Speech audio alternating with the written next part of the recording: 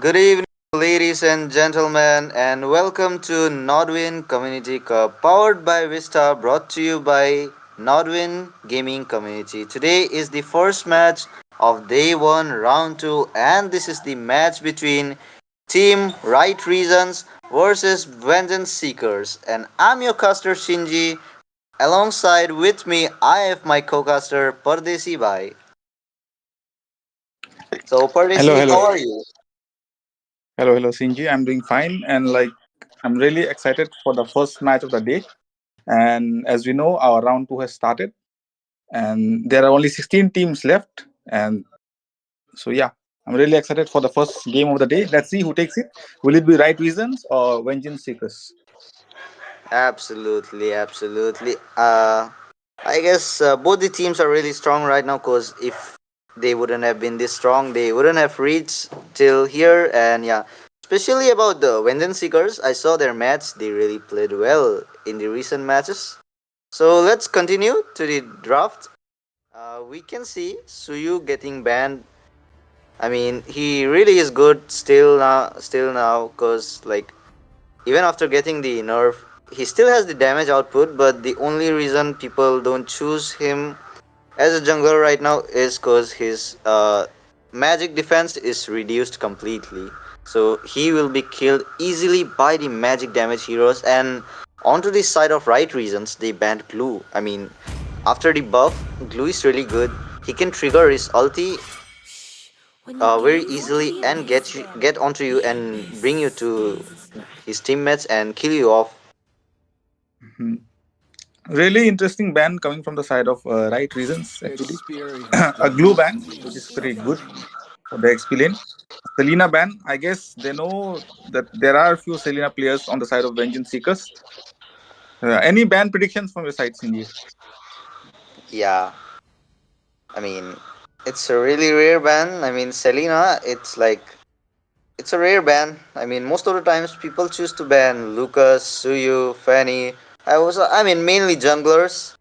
And yeah, Barang, of course, because he's that fist breaker, but we can't see him right now. I guess the teams are planning to ban him in the next phase of banning, but look at that Granger getting banned. That Granger, he really is good in the goal lane with the damage output. And yeah, we can see that Juxin getting banned.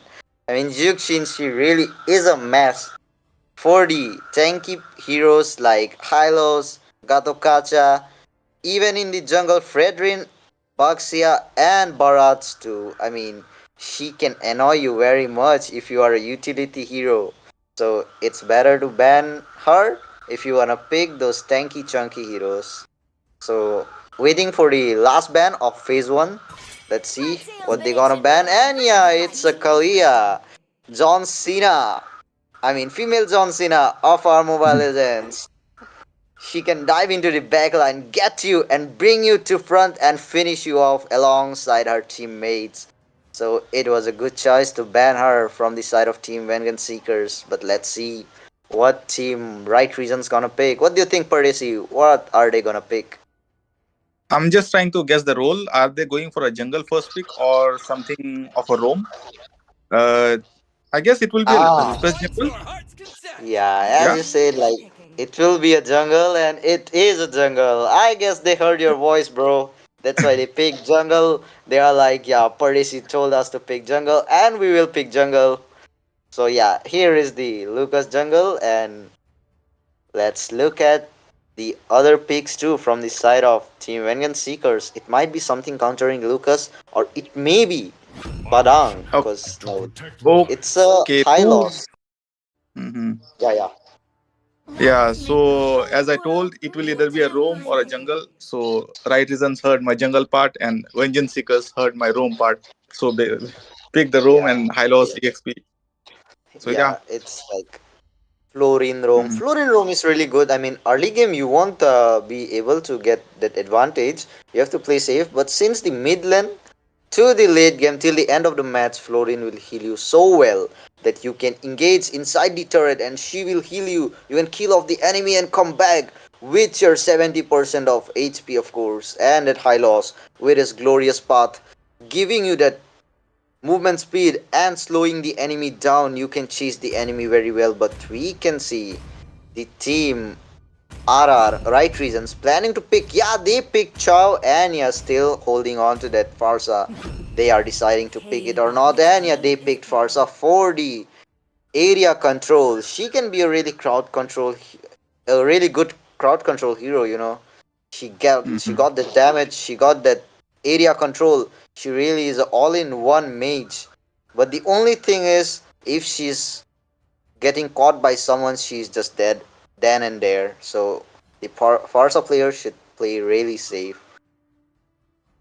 Yeah. For now, I'm actually leaning more towards the side of Vengeance Seekers as a comp because they have a proper diamond, hilos, good backline damage coming up from Sicilian after the mid game, along with that foreign heal we know. And from the side of right reasons, there is a Lucas that can go front for you with the Cho and backup damage coming up from Fasha. But yeah, Of like course. for now, the comp is a bit more like I just want to see the jungler for the side of Vengeance Seekers. Then I can tell, okay, they have a better comp or not. For now, Yeah, yeah. I'm leaning a bit towards Vengeance Seekers. Yeah, of course. But as the casters, we have to be neutral for the team. But yeah, as Yeah, you yeah. said, you're going for the Vengeance Seekers. It's your like opinion that you like the team or Mhm. not. And we can see the Vengeance Seekers going for the Sicilian, that late game demon. I mean the Hisoka of our MLBB. He got the damage with all his stacks in the late game, so you have to be careful in the late game. And about that carry getting banned, Yeah. Hello, Shinji. I got some network issues. And All yeah, right. we can see carry getting banned from the side of Vengeance Seekers. They don't want that carry to counter their chunky heroes, so they banned that. And yeah, we can see Fredrin after that buff getting banned as well. He really is good in clearing the jungle right now, so they choose to ban him. Yeah, I guess he's facing some network issue. So as we can see that Moscow ban coming in and that carry. And from the side of Vengeance Seekers, it will be a Clint. Okay, it's not a Clint. It's a Brody. All right. Maybe it's for the Lucas so that when he dives in, Brody can kite him or do something, escape, more mobility. Let's see what the last two picks are from the side of right reasons. For now, they need. Okay, I believe Lucas has changed his mind and will be going for EXP. And they will be going for that Fanny jungle. Really interesting. Let's see. Will we see an OP Fanny or not? And the Beatrix is locked. And yeah, hello Parisi, Yeah. I'm back. I'm really sorry for that network issues, but yeah, we can see Team Vengeance Seekers going for that Brody pick.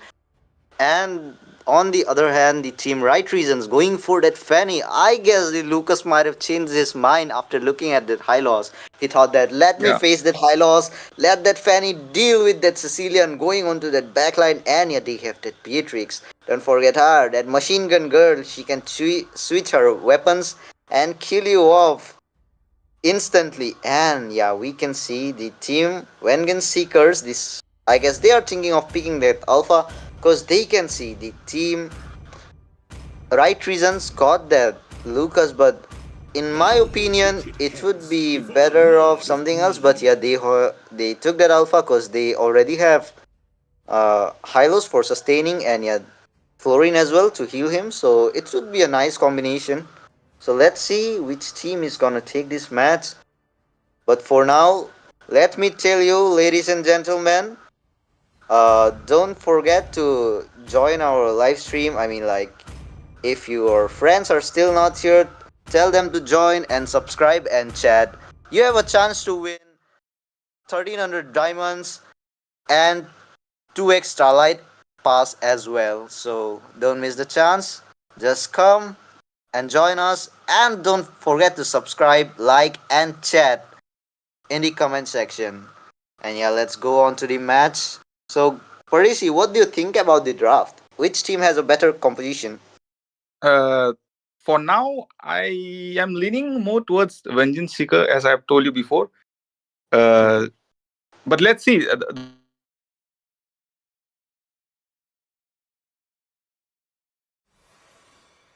doesn't work that well. If he gets ganked early game a lot, it might be a problem for Fanny. But if he can overcome it, then I will lean towards right reasons. How to say it. Both Yeah, are yeah, good. bro. I All got you. depends on the gameplay. Like the picks are good. Now it depends upon whether they can execute it or not. That's the point. Yeah, it's about the team, how they. Execute it. Yeah. I mean, if the team right reasons know how to get the back line, I mean, they just have to get their Sicilian and Florin in the early so that they Yes. can take them down. But yeah, look at that Fennec going in with that first blood onto that Alpha. What a play by self control. Bro just went in for that red, but he saw that red is not there, so he chose to take that alpha instead. Nice Yeah. kill. But yeah, And I we believe can see Farsa facing some difficulties. Yeah, yeah. What do you see? I, like I saw that, and I believe that is what is self control. He went for that one kill and came back. True to his name. Really good. Yeah, of course. And yeah, we can see Bro is going in again, and that Florin getting killed, swiped away. He's going for that alpha as well, I guess. But Bro is down off that. Bro's energy is down, so he just choose to back off for now. But yeah, we can see the team right reasons dominating the match right now. I mean 2-0, it's a nice KDA in the early, but let's see. You can't judge the team early cause the turtle is still left, but we can see self-control is about to reach level 5, but Alpha still level 3. He'll be reaching level 4 until the turtle comes, and yeah, both the teams are playing really safe.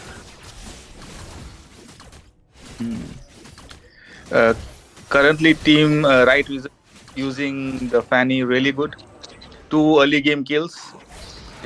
Like currently snowball. I don't think team Vengeance Seekers can contest that turtle for now. They would focus Yeah, more on getting that alpha farm, I guess. yeah, absolutely. If you saw that Fanny getting that farm in the early game, you can't go and die in her hands in the early. But yeah, we can see Fanny going on to that Sicilian killing spree. Self control, what a play, man. Bro is just going in all alone. And yeah, she is going for more kills, but energy is down. She have to back off. But look at Beatrix and Farsa coming in to back up, but no kills there. I mean, the team, right reasons, are rotating very well, on time, everywhere. Because they don't have to worry about the EXP lane. They have Hylos who can push, and yeah, they have Lucas as well onto their own side who can take down that Hylos. I guess there is a fight in the top lane, and that Hylos will be taken down by the Chow. Nice Current, game, nice game. yeah. Currently, team right reasons is purely snowballing, and yeah, they're doing pretty good with the draft. I hope they end it early, or else like as the game slowly starts moving towards the mid and late game. And yeah, game might change. Brody has taken down that uh, Fanny, but he will be instantly punished by that Farsa, and Farsa will be punished by the Sicilian too. I mean, 1-for-1 going on there. But yeah, I guess Chow is going in for that Sicilian, and Sicilian will be taken down by that Beatrix. Nice kick by that Chow. Keep it that way. I mean, he's just like his name, he's keeping it that way. Nice. Like such a good kick from his side. Nice gameplay. Yes, yes, yes. Uh, Currently, team right reasons are using their heroes for the right reasons, and they are doing pretty good with it. Uh, I don't believe they can finish off that Hylos over there. He's too tanky. But Yeah. I think Fanny can kill him off. Few dive-ins and he can die actually. Okay, too tanky, too Uh, tanky. They tried He their is best. too tanky. He is too Yeah. tanky to be taken down, but I guess this is a safe turtle for the right reasons. Cause and yeah, look at the three people in the bottom lane trying to push that lane. Cause the Vengeance Seeker thought that even if we can't take the turtle, we'll just contest for the bottom lane turret. But let's see if the right reasons can be on time there. But yeah, we can see Vengeance Seekers taking that bot, and that right reasons are planning to take the mid. Cause if you take our bottom, we'll take your mid. That's how So all the team is going. And there will be a fight, I guess? No, I think they tried to back off, but there might be a fight, I guess. All the players are there in the mid, ganging off, and that Lucas going in, but he will be taken down by that Alpha. I mean, that Lucas went too in. He shouldn't have gone that far. It was a reckless move. And Fanny camping for that Brody, and Fanny going in, but Brody will be able to escape, I guess. But yeah, he was able to escape, but that Farsa getting that kill onto that Brody. Nice alt feather strike, but yeah, Sicilian will be taken down as well by that Beatrix. I mean, the team right reasons going with the kill lead of 5 and that goal lead of 3k. 2k right now. yeah, Both the teams are really doing hard, but especially the team right reasons. They got the damage, early damage, because we can see onto the side of team Vengeance Seekers, they have late game heroes such as Brody and Sicilian, and we can see a fight in the top lane. But yeah, the team Vengeance Seekers, they managed to get back, and that Alpha will be taken down by that Lucas. It was a revenge by that Lucas onto that Alpha, but Hylos will be taken down as well by that Beatrix, and that Sicilian will be taken down as well by that Chow. But Chow will be instantly punished by the turret, and that kill goes to Sicilian. I believe But currently Team Vengeance Seekers should like try to slow down the tempo of the match. Like they did a bit good at bot side when they give the turtle hit of the tower. Like this tower yeah, of turtle. course, absolutely. But Uh, look at that Fanny going in. I mean, that Fanny with the damage, and that Lucas getting that kill onto that Brody. Nice. Nice. Good follow up, This kind of coordination makes the match win. You should back up your team like this way, but yeah, I guess Lucas will be taken down there, and he will be taken down by that Sicilian, but Hylos has been taken down as well, and that Alpha 2.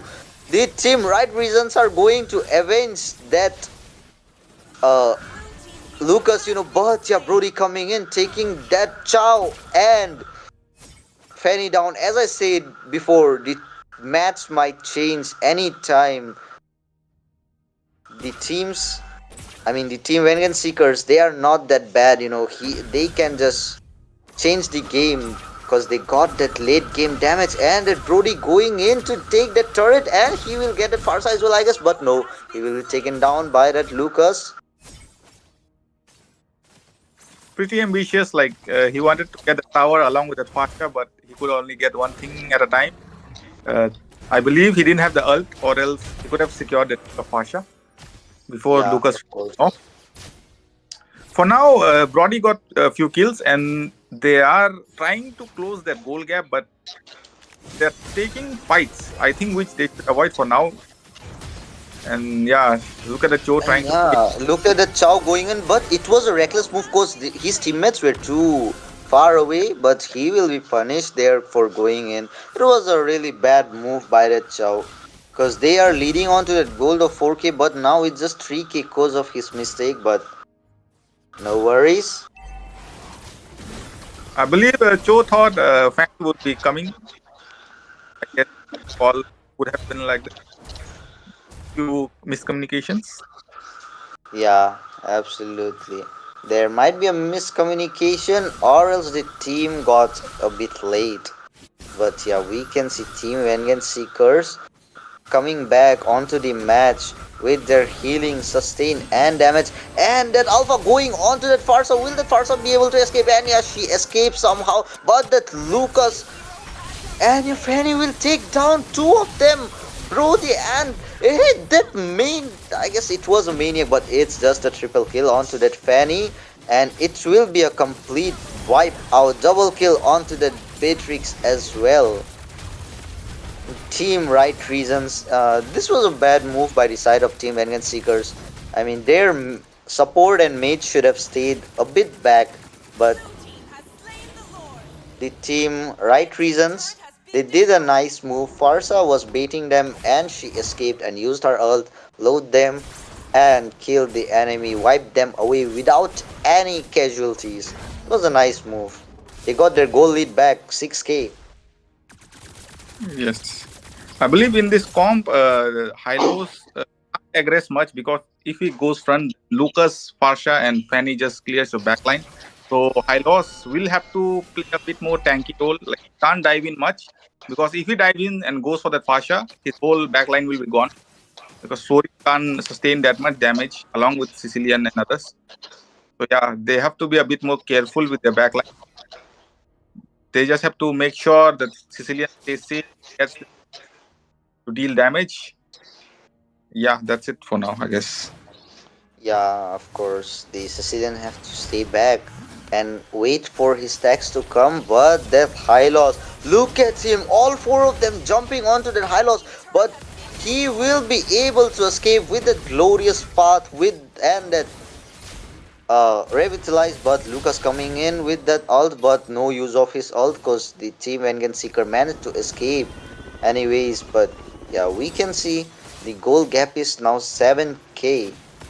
All the turrets from the side of team Vengeance Seekers are getting down slowly. And they're trying to finish it off without the Lord, I guess. Let's see, can they do it? I don't believe they can do it. For But now, yeah, I mean, they I, need that Lord. They need that Lord to end it because with the Lord, they will get some super strong minions as well, which can help them sustain under the turret and destroy the turret off and get that base. But right now, Team Vengeance Seeker just staying at the base, trying to get their goals so that they can match them up. And yeah, about the builds, yeah, we can see the team, yeah, Right Reasons going for the anti-heals. Look at that Fanny, her first item was anti-heal to take down that Florine. But as we can see onto the side of team, right, I mean Vengeance Seekers, the Hylos should have gone that Thunder Belt for some stack up, and yeah, onto that Brody, it's quite, I mean, quite rare to see him building that blade armor too soon. He should have gone for something like Malefic Roar or else uh, something like Sea Halberd. It's a pause. There might be some technical issues, but no worries, guys. Till then, it will be a two let's minute pause, discuss really about quick. the. Yeah. Till then, those who are in the stream, let me announce something. There will be a giveaway coming soon on this weekend, Saturday and Sunday. And it's a very easy giveaway. You just have to be on the stream on the semi-finals finals and just be active in the chat. And winners will be decided by the top people who stay active in the chat. And there will be a giveaway of around 1,300 diamonds along with two Starlight passes. So yeah, get your friends, join us on our semi-finals and finals and win a chance to win some diamonds and Starlight passes. And yeah, we are back onto the match. So as I was saying about the build, the team Vengeance Seekers, the Sicilian, I guess he's going for that Wishing Lantern, and yeah, we can see the team Right Region started the Lord right now. Will the team Vengeance Seeker try to come there? But I guess they won't come because they know if they engage in, they will be killed ASAP. Yeah, And yeah, for Hylos now, coming in. Will he be able to escape? No, he will be taken down godlike onto that Hylos by dead Beatrix. Beatrix with that amount of damage. 706 Arcadia is. I mean, that amount of damage, it's natural. She got that damage, she got that gold. I mean, she got ganked every time by her teammates. I mean, she was held by her teammates so much in the early game that she dominated Brody so well that she got that amount of gold. 706 is her KDA, like I said before, and her build is gonna complete as well. Only one item left, and Fanny going in, but Fanny, I guess she will be taken. But yeah, nice move. She just escaped to, like, managed to escape somehow. Yeah. Let's see who Cho catches. If Cho can catch someone important like Florian or something, I this And will give. yeah, onto that fight in the top lane. Chow going in. His But he, immortality got used. He is going for that, but he will be taken down by that Brody. But in the mid lane and bot lane turret has been taken down, and that Farsa will be taken down as well by that Alpha. But Alpha will be taken down by that Beatrix as she got the amount of damage. But Brody will take down that Lucas and that Flo. And yeah, Beatrix managed to escape somehow. Only Beatrix and that Fanny is surviving. I guess this is the right chance for that Vengeance Seekers to push the lens, but yeah, look at that Fanny going for that Brody again. But no, she's down for the energy, and I guess she will be taken down. But no, she managed to escape. yeah, I think this is a comeback chance for Vengeance. They just have to stay safe. I believe that Hylos will have to play a bit more back. He can't go too much front because he knows the team can burst him down with the choke. So yeah, they will have to play a bit safe. Hylos will have to play safe and just farm for now because the Lord will be spawning in next 40 seconds, and they can try to pick off one off and then try to go for the Lord or at least farm for now to defend again. Yeah, absolutely. As you said, like the team Vengeance Seekers right now, they got the amount of damage, but the only thing they have to do is the high loss, engaging a bit less. He's going in many times and he's getting down also. I mean, he should just wait for his teammates to follow up. We saw in the Lord that time he shouldn't have gone there. It was a reckless move. And there is a bit of micro gap in between the teams. Right reasons got that better micro from the team Vengeance Seekers. I mean, better than them, but yeah, let's see which team gonna get it. Now the Lord has spawned. The team right regions are there already. Fanny is like stalling the enemies there, showing them that she's not there, but the Beatrix, Lucas, and Farsa right there. And that Chow will be taken down by that Brody. Fanny coming in to take revenge, but she can't because there are too many of them. She have to back off and wait for the Lord. Cho tried to pick someone off. I guess it was the same mistake as earlier, or maybe gap where Fanny was there and he thought Fanny was coming, but yeah, couldn't come on time. Cho got picked off again. Uh, Without Cho, I believe they can defend this lot. If they play safe and don't overextend from the tower, I think they can clear the lane because they got Sicilian, they got Brody and all. They just have to defend from back and not engage anyone, not get. That's what I believe because Yeah, Cho is way far back and they can easily defend one if yeah, they of just play course, safe. absolutely. But Feather Strike coming from that Farsa, I mean, the amount of damage, and that look at that Fanny going in, dealing that amount of damage, and Lucas too. But I guess they won't be able to take any one of them down because all of them are all together. And look at the amount of damage Sicilian is carrying right now. And that same mistake by that Chow. I guess he will be taken down, but he will manage to escape by the help of that Farsa.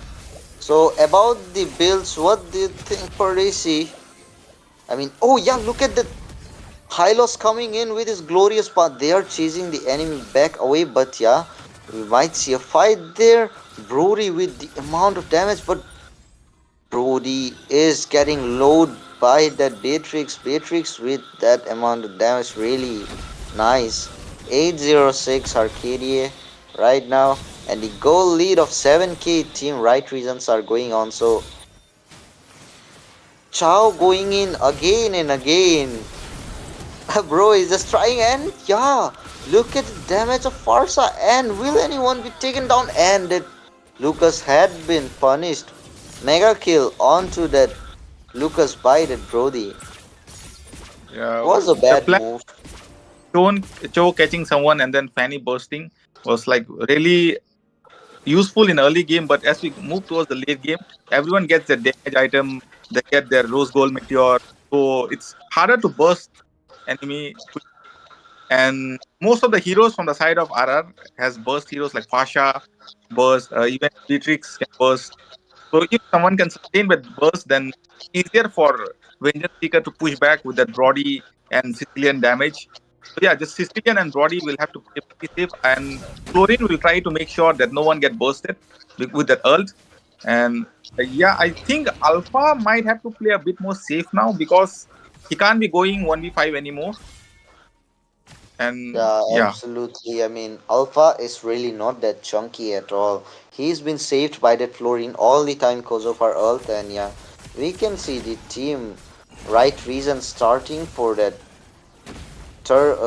like Lord. Fanny, And yeah, we can see Fanny going in, but yeah, Fanny have to back off because of the damage of that Brody. And yeah, Chow going in for that Alpha, and Alpha had been caught. I guess he'll be taken down by that Fanny. He'll be taken down by that Fanny, but but look at Sicilian and Brody one damage. for two trade. I mean, Brody and Sicilian dealing that amount of damage. The both Mage and from the side of right reason has been taken down, and that Lucas will as well, I guess. And yeah, Cha had been taken down, Lucas had been taken down, only Fanny surviving. Fanny going Nice. on to that base to destroy, but I don't think she'll be able to destroy the base because all of them are there to defend it, and that Fanny have to back off. This is the game changing move. As you said in the early game, you are going for the composition of the team. Vengeance Seeker, and yeah, it's right. They got that amount of damage. Really are doing so well right now.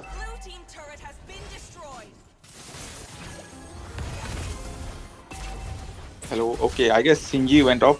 And this might be the comeback that we have been saying. It's already crossed the 20 minutes mark and Lord is up. I believe they could have went for Lord, but which they didn't. I'm just hoping the Fanny doesn't steal it from them, or else it will be a Fanny show the whole game. Yeah, He carried yeah, the early game. absolutely. The late game he went and stole the Lord and finished the show for them. Yeah, absolutely. But yeah, we can see both the teams are facing off each other, and the goal lead doesn't matter anymore. All of them are completed with their builds. And yeah, about the builds, what do you think, Pardesi, about the builds? About the builds, I guess Brody should get Immortal as well because Yeah, even if he goes for as much tanky as he wants, there is a chance that whole enemy team would come out. and yeah, Look at we that can see a Alpha fight engine. there. Alpha coming in, and that Lucas onto the top lane. I guess Brody will be taken by that Lucas, and yeah, Farsa has been taken. Farsa has taken down that Brody, and that Fanny has taken down that Florin, and that Lucas will be taken down by the enemy. But yeah, it is a trade of 1 and 3. One Yeah, for that three. It's a good trade for the side of team. Right reasons. Only two enemies left onto the side of Vengeance Seekers. Will the team Right Reasons be able to end the base? And yeah, look at that. Beatrix targeting onto their base, and it's a win for the team Right Reasons. They played really well in this match, and yeah, we can see the team Vengeance Seekers also did a really great comeback in middle, but they should have just pushed off when they got the chance.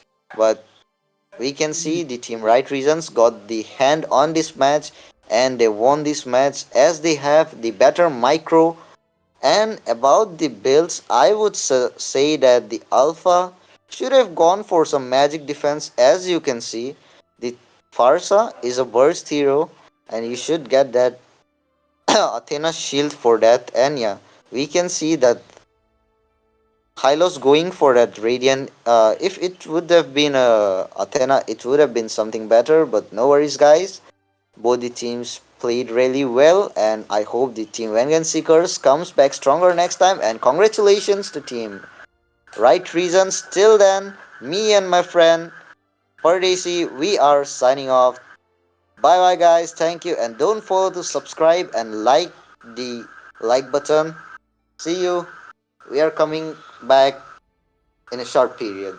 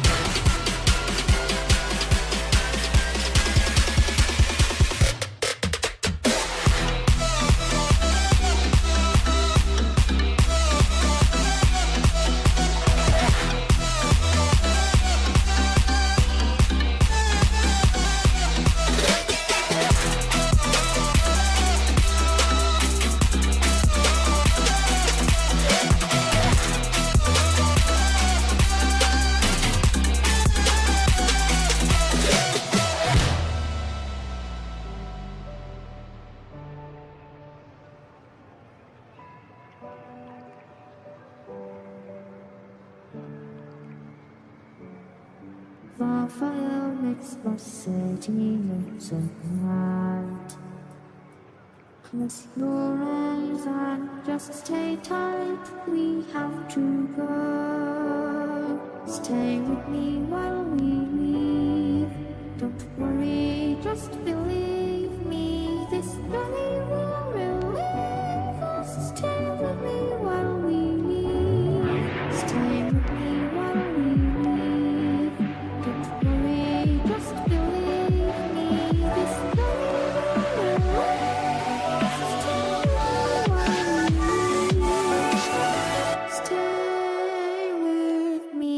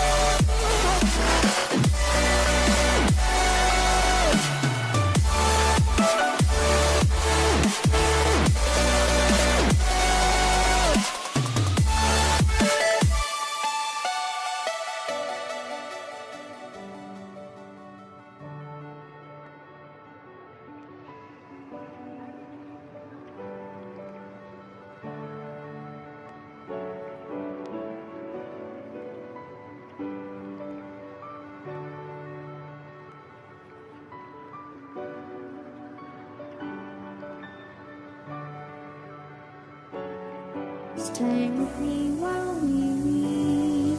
Don't worry, just believe me. This journey will relieve us. Stay with me while we leave. Stay with me while we leave. Don't worry, just believe me. This journey will relieve us. Stay with me while we leave. Stay with me.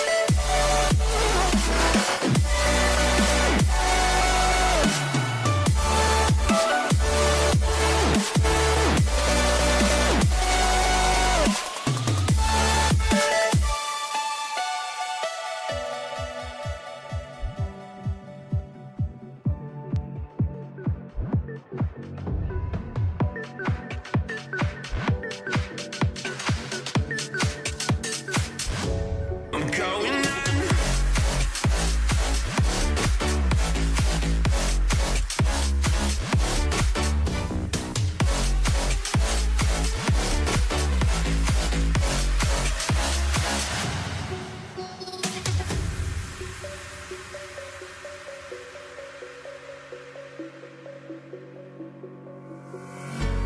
When the lights go down, I've seen hell in you, but you don't care, no, you don't care, no. You just rather watch me fall from a quarter mile. I can see you at the call. Think about it, ring won't tell you what I saw. When you break it off, you'll see who had it all. You had it all.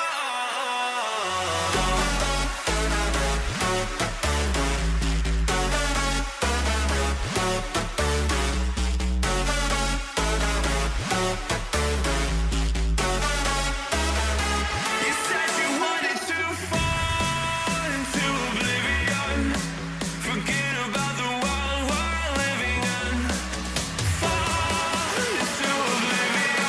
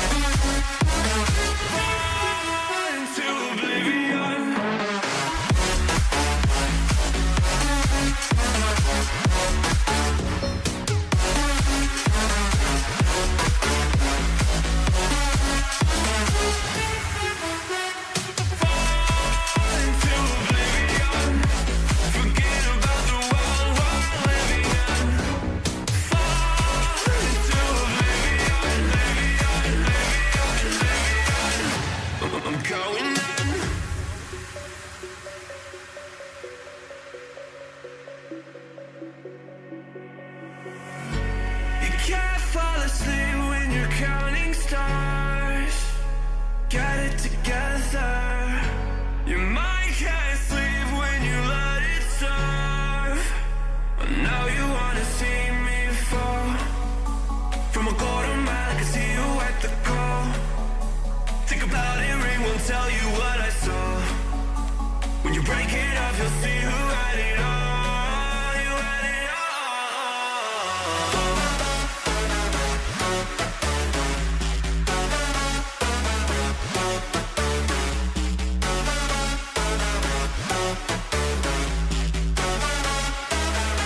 You said you wanted to fall into oblivion. Forget about the world we're living in. Fall into oblivion, oblivion. I'm going in. Fall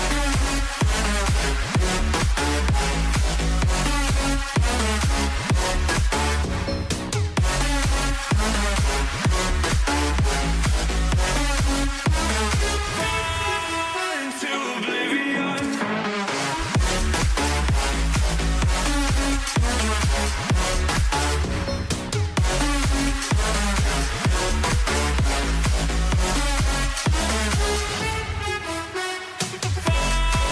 Into oblivion. Forget about the world we're living in. Fall into oblivion, I'm going in.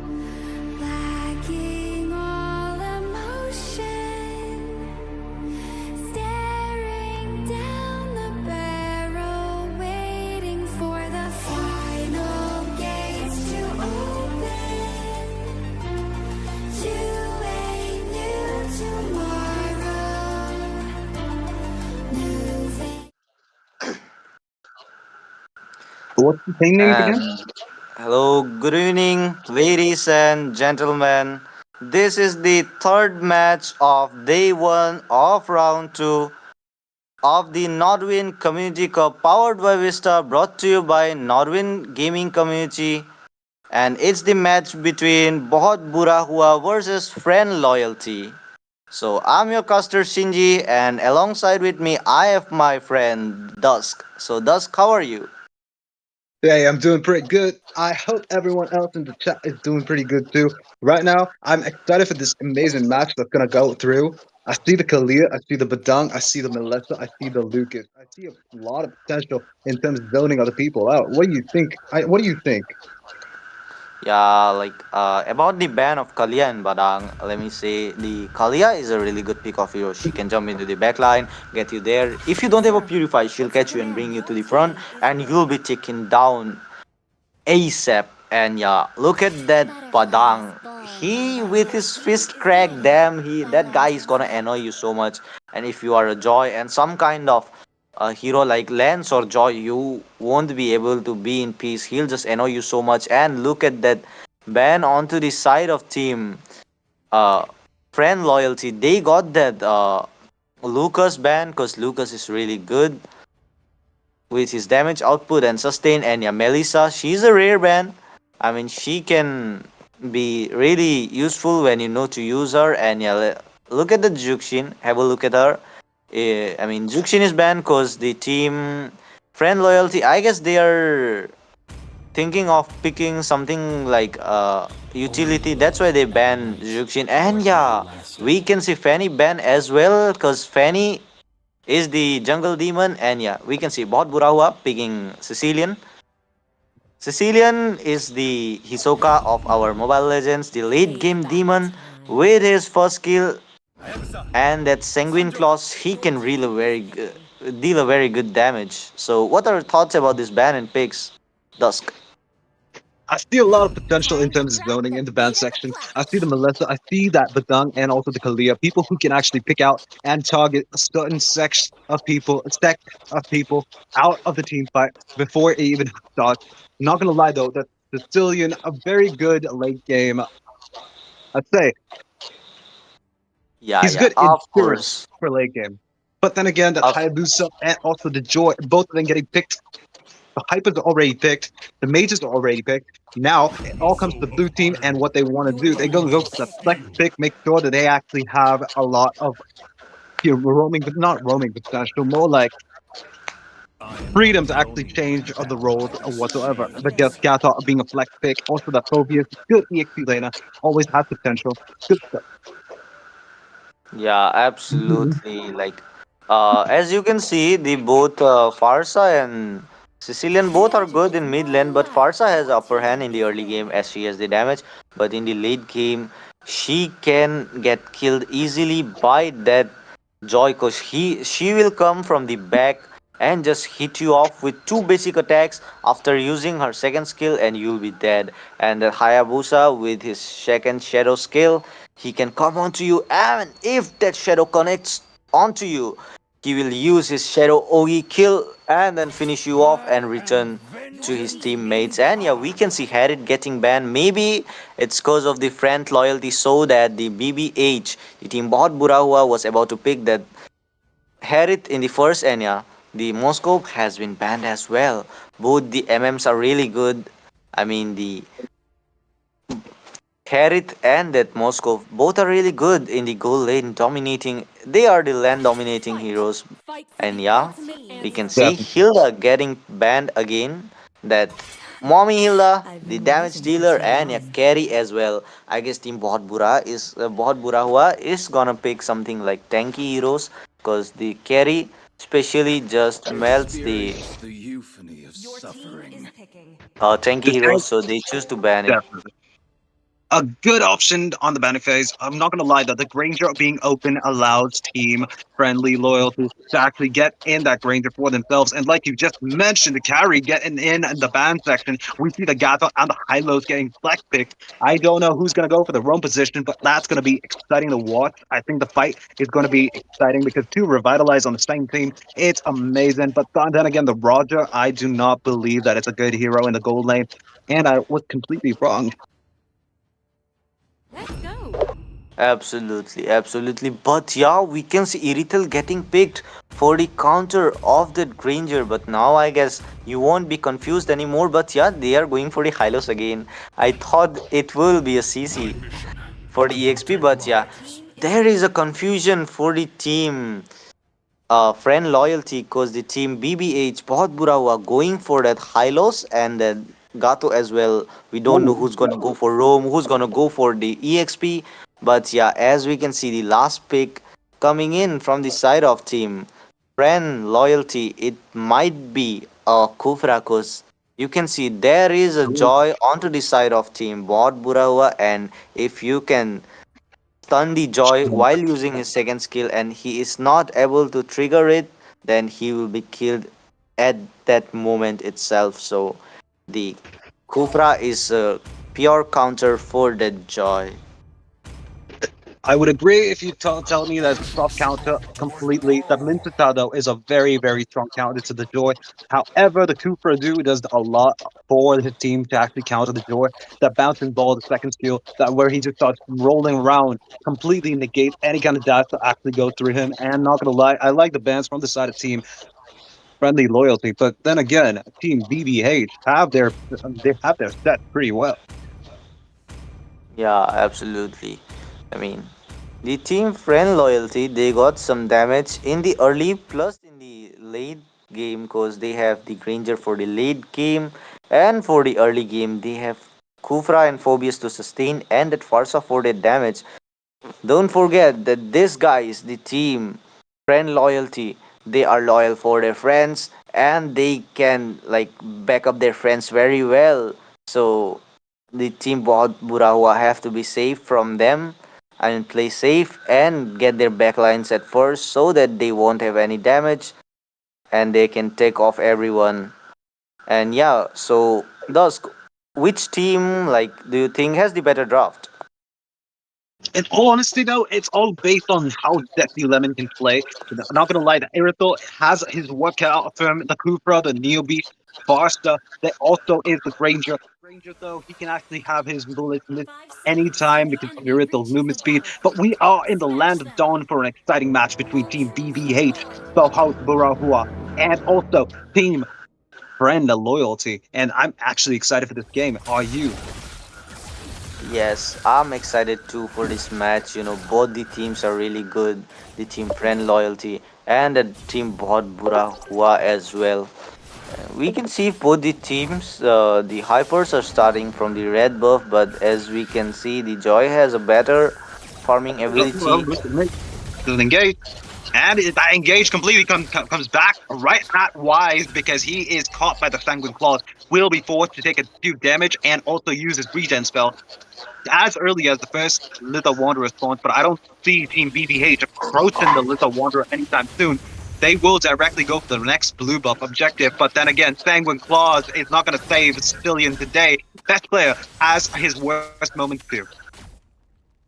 Yeah, that's correct. But yeah, we can see both the mid laner and the roamer from the side of BBH got load by that damage coming in from that Farsa and that stun coming in from that Kufra. Both are really annoying in the early game.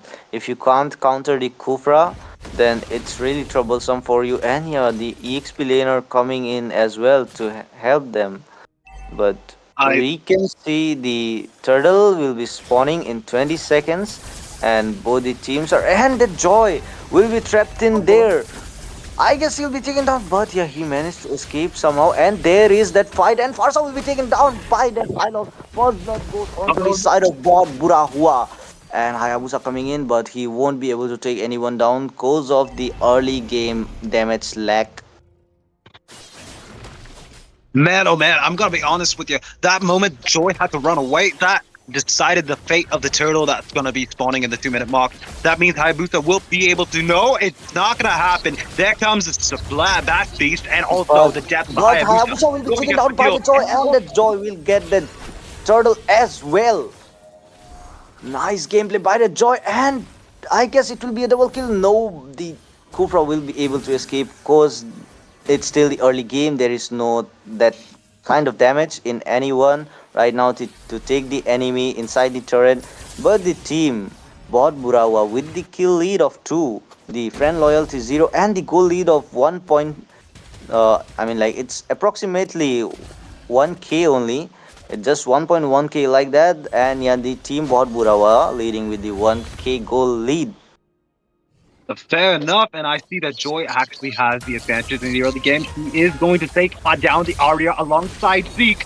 Zeke doing all the damage. However, they do not have the anti-heal, and that will allow Phobius to heal back, but not enough. He will be taken out as fast as that team fight happened. Look at that, Yeah, though. Janela in a problem. The pickle is going to actually ferment well.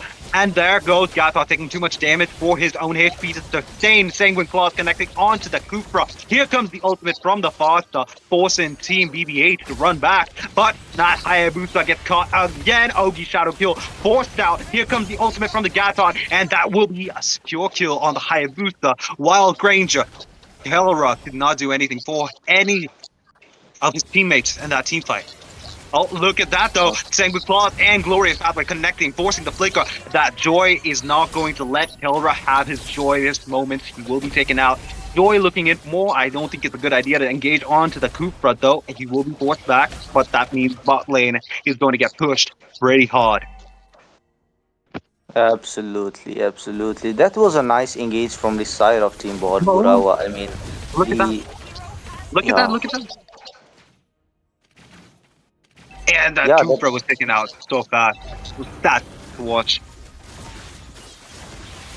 yeah, but yeah, look at that Hayabusa coming in with his shadow we kill, but he won't be able to take anyone down because of the lack of damage right now. The Hayabusa in the early game, if he gets taken down once or twice, he becomes a bit weak.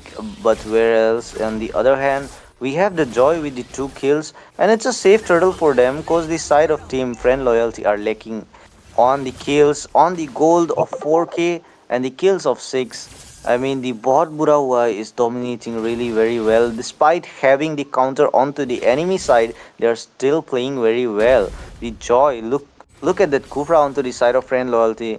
Having that Kufra also can't Oh, stop oh, that Joy, but oh, look at that.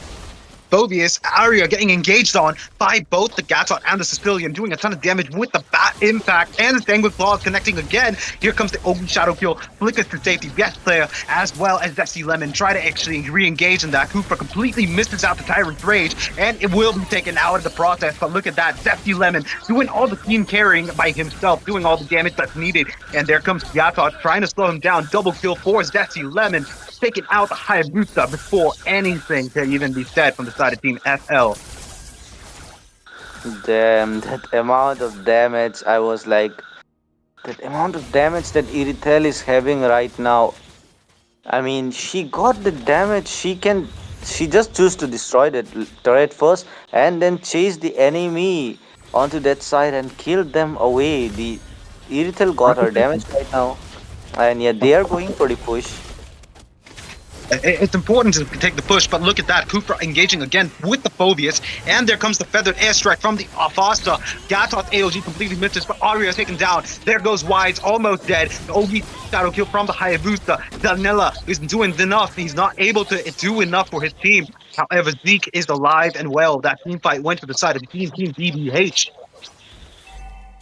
Yeah, the team BBH is really leading very well in this match. Like the Definitely. 6k goal lead and the kill lead of 10. It's a score of 11-1, and the team friend loyalty is really in a bad position right now. And looking onto their builds,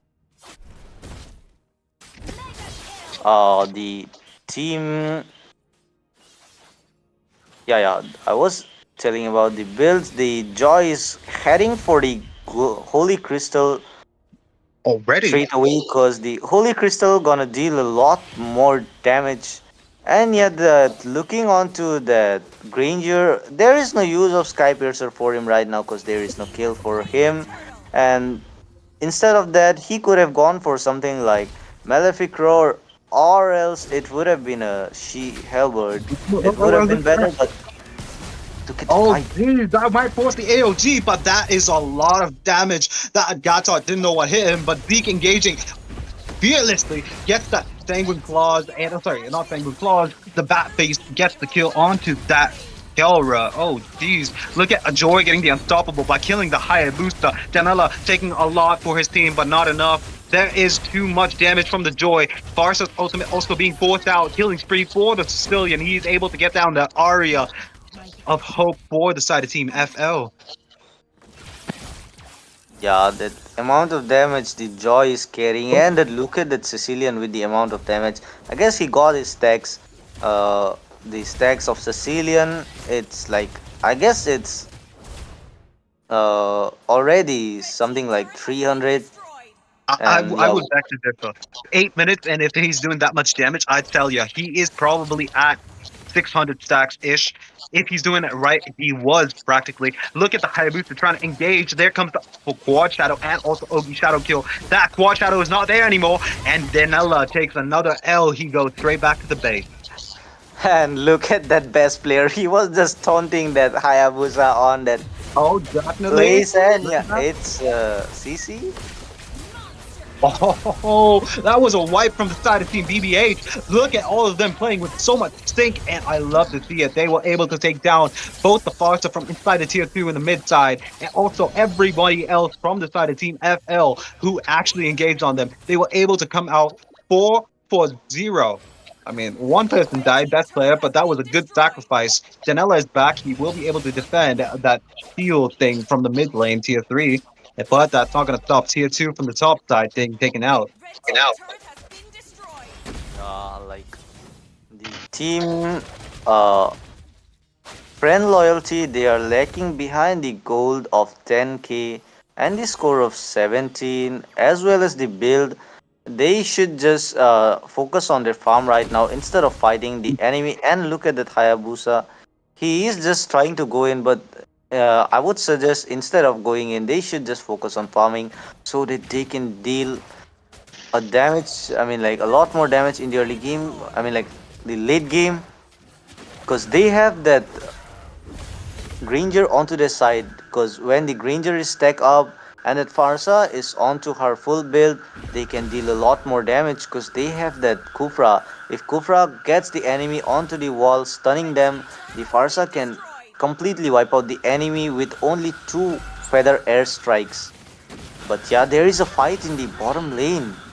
The Hylos will take down that Granger, and that Phobius will be taken down as well by that Sicilian, and that Hayabusa will be taken down as well, and it's a complete wipeout onto the side of friend loyalty by the side of team Bod Burawa, and I guess it's a victory for the team Bod Burawa. They are gonna end this match, and the victory goes to the side of team Bod Burawa. They really did very well. The whole game they were dominating like it's their own match, and they got the match. What a nice gameplay by the side of team Bod Burawa. The Both the teams played really well, but especially the team Bod Burawa played really amazing. It was amazing gameplay by the side of team Bod Burawa, but I would suggest the team Brand Loyalty. They should focus onto their items. I mean, we can say the Fars are not going for that Blood Wings. It was not a good choice instead of going for a Divine Glyph. And yeah, we can see the Granger also going for that Sky Piercer despite losing the fights. He could have gone for something like damaging instead of keeping that Sky Piercer. It was of no use. But, anyways, guys, this is the end, and the team Bod Burahua wins the match. Congratulations to Team Bod Burahua, and we hope the Team Friend Loyalty comes back stronger next time. And yeah, let me remind you guys, don't forget to join us in the live stream till the end. and subscribe the channel and chat, cause you have a chance to be the lucky winner to get that 1300 diamonds with 2x starlights as well.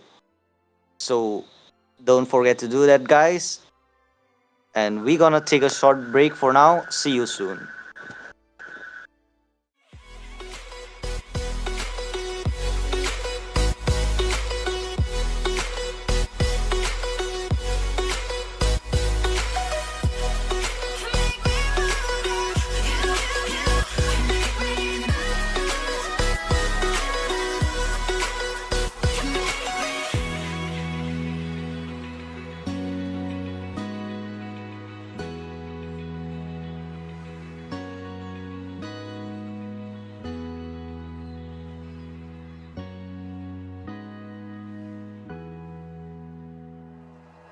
Like you, be strong to hold the powers of the sun.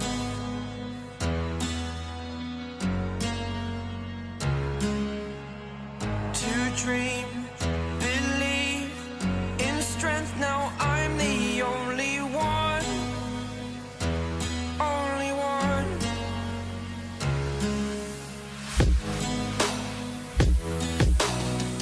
I was an ordinary boy until I broke the rules. My life destroyed, a life destroyed.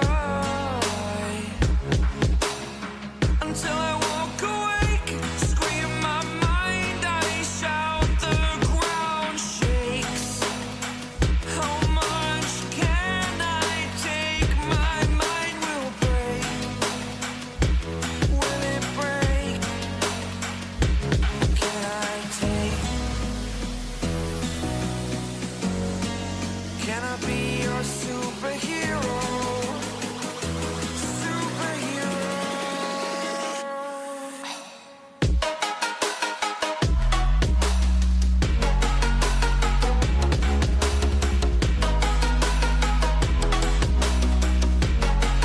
Can I be your superhero? Superhero. Superhero.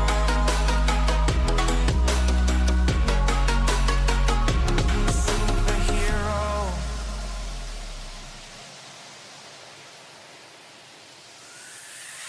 Fly away.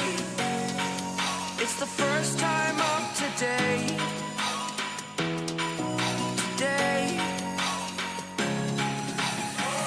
To dream, believe. You are the strength, you're all I need. Need. Oh, gonna give it a shot. Only one of me to shield you all from the enemy. You're a superhero. You're a superhero.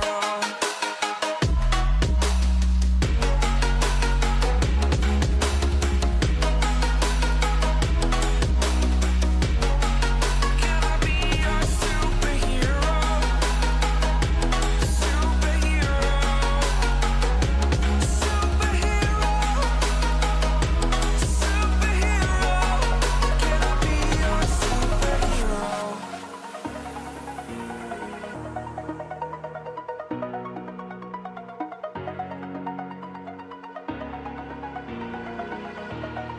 Over the edge, feel like I'm floating through the air. The pain I felt is paid for, all is said and done. Oh, I am restricted, fixed upon the web. I need to kick the habit that my mind is breathing in. Break out, I've got to see. Spent all my life holding all of it closely.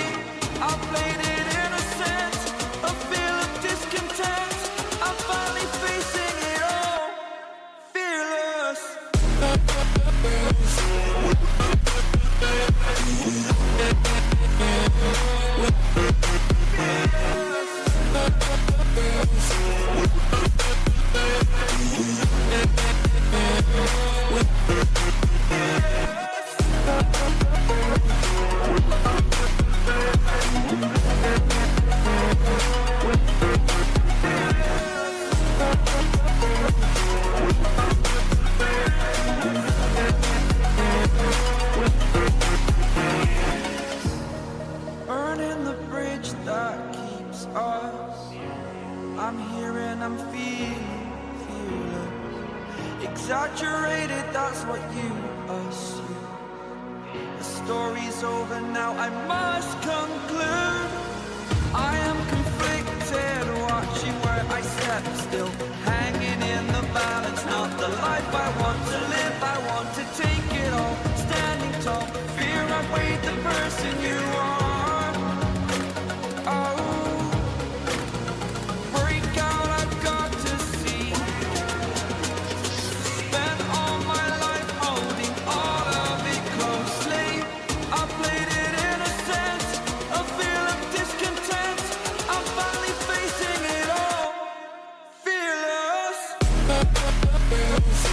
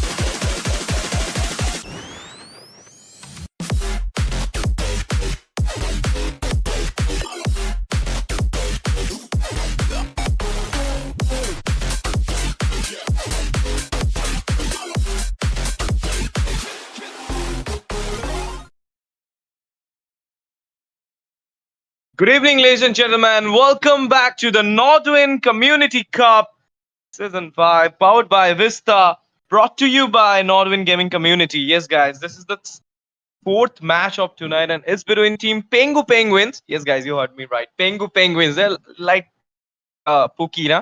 Yeah, I feel like that too.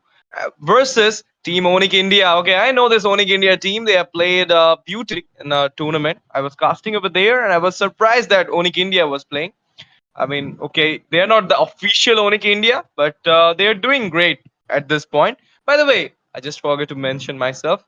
I mean, introduce myself. It's my first match at the Nodwin Gaming at this Nodwin Community Cup. It's none than it's your boy Asteezy in the casting deck, and with me is none than my friend, my co-caster Sinji bro. Hello, Sinji bro. It's been a long time. We have been casting.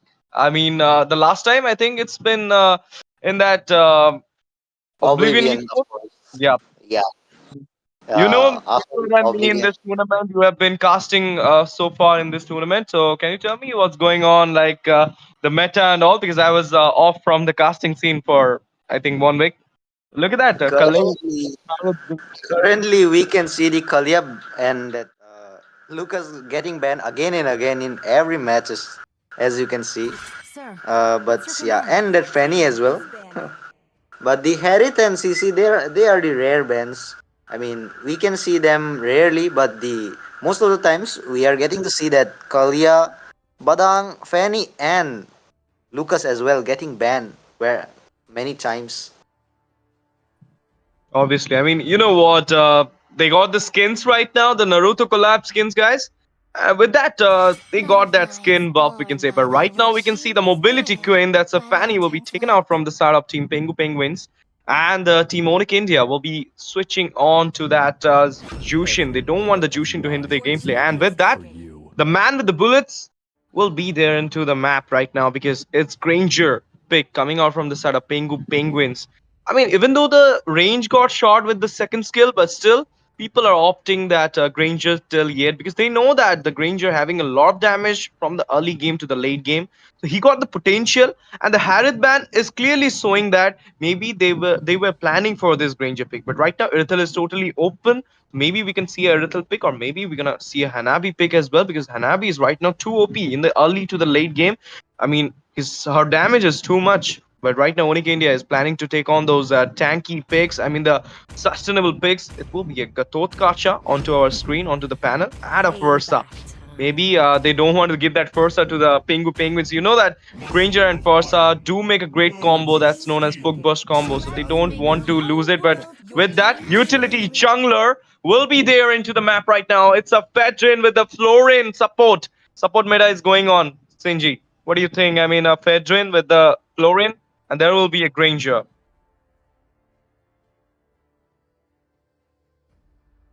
Okay, look at that. I mean, maybe having some issues. Shinji bro will be coming back, but before that, we can see that the two picks coming out from the set of Pengu Penguins is literally great right now because it's a utility jungler pick as I was talking about, and the Florin will be giving the support, and from the back line, if you want to see a Granger will be there to give the poke damage to the burst damage, as well as we're gonna see the last pick on this first picking phase from the side of team. ONIC India, what it will be? Can you guess it? Erithel, let's go for it, guys. I was talking about it. She was open at the moment. Sinji, I mean, Erithel against a Granger, the natural counter, the trilogy meta still going on. What do you think? Will it hamper Team Pengu Uh, Penguin?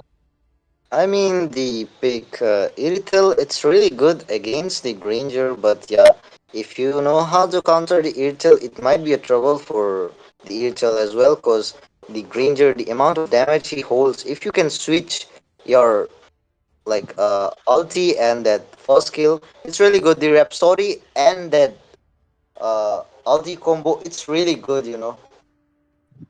So if you can Obviously, switch it fast, then it's trouble for Irithel. So if you know how to play that Granger, you can yeah, counter back Irithel very well. So it's yeah, upon you how you play that. obviously.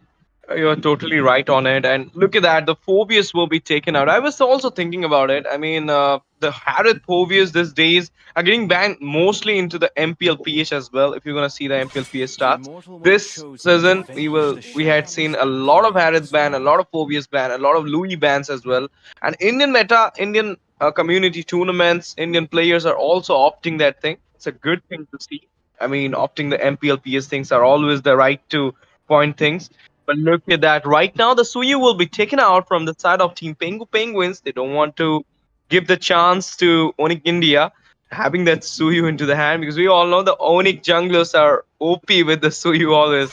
Let it be King Kong, let it be Kairi. Both of them are always great with the Suyu. So maybe they're thinking that ONIC India do have the potential to take up the Suyu. And also, as I was mentioning before, that the skin buff is going on to the Hayabusa, Bale, as well as those three Team 7 heroes. I mean, Naruto, Sasuke, and Sakura. So, therefore, that's maybe the reason they are taking out the Suyu, the last ban. Let's see what it will be from the start of Pengu Penguins. I'm hoping for another EXP ban or jungle ban, maybe a CC. It might be a Badang, I guess. No, it's Julian again, a jungle ban.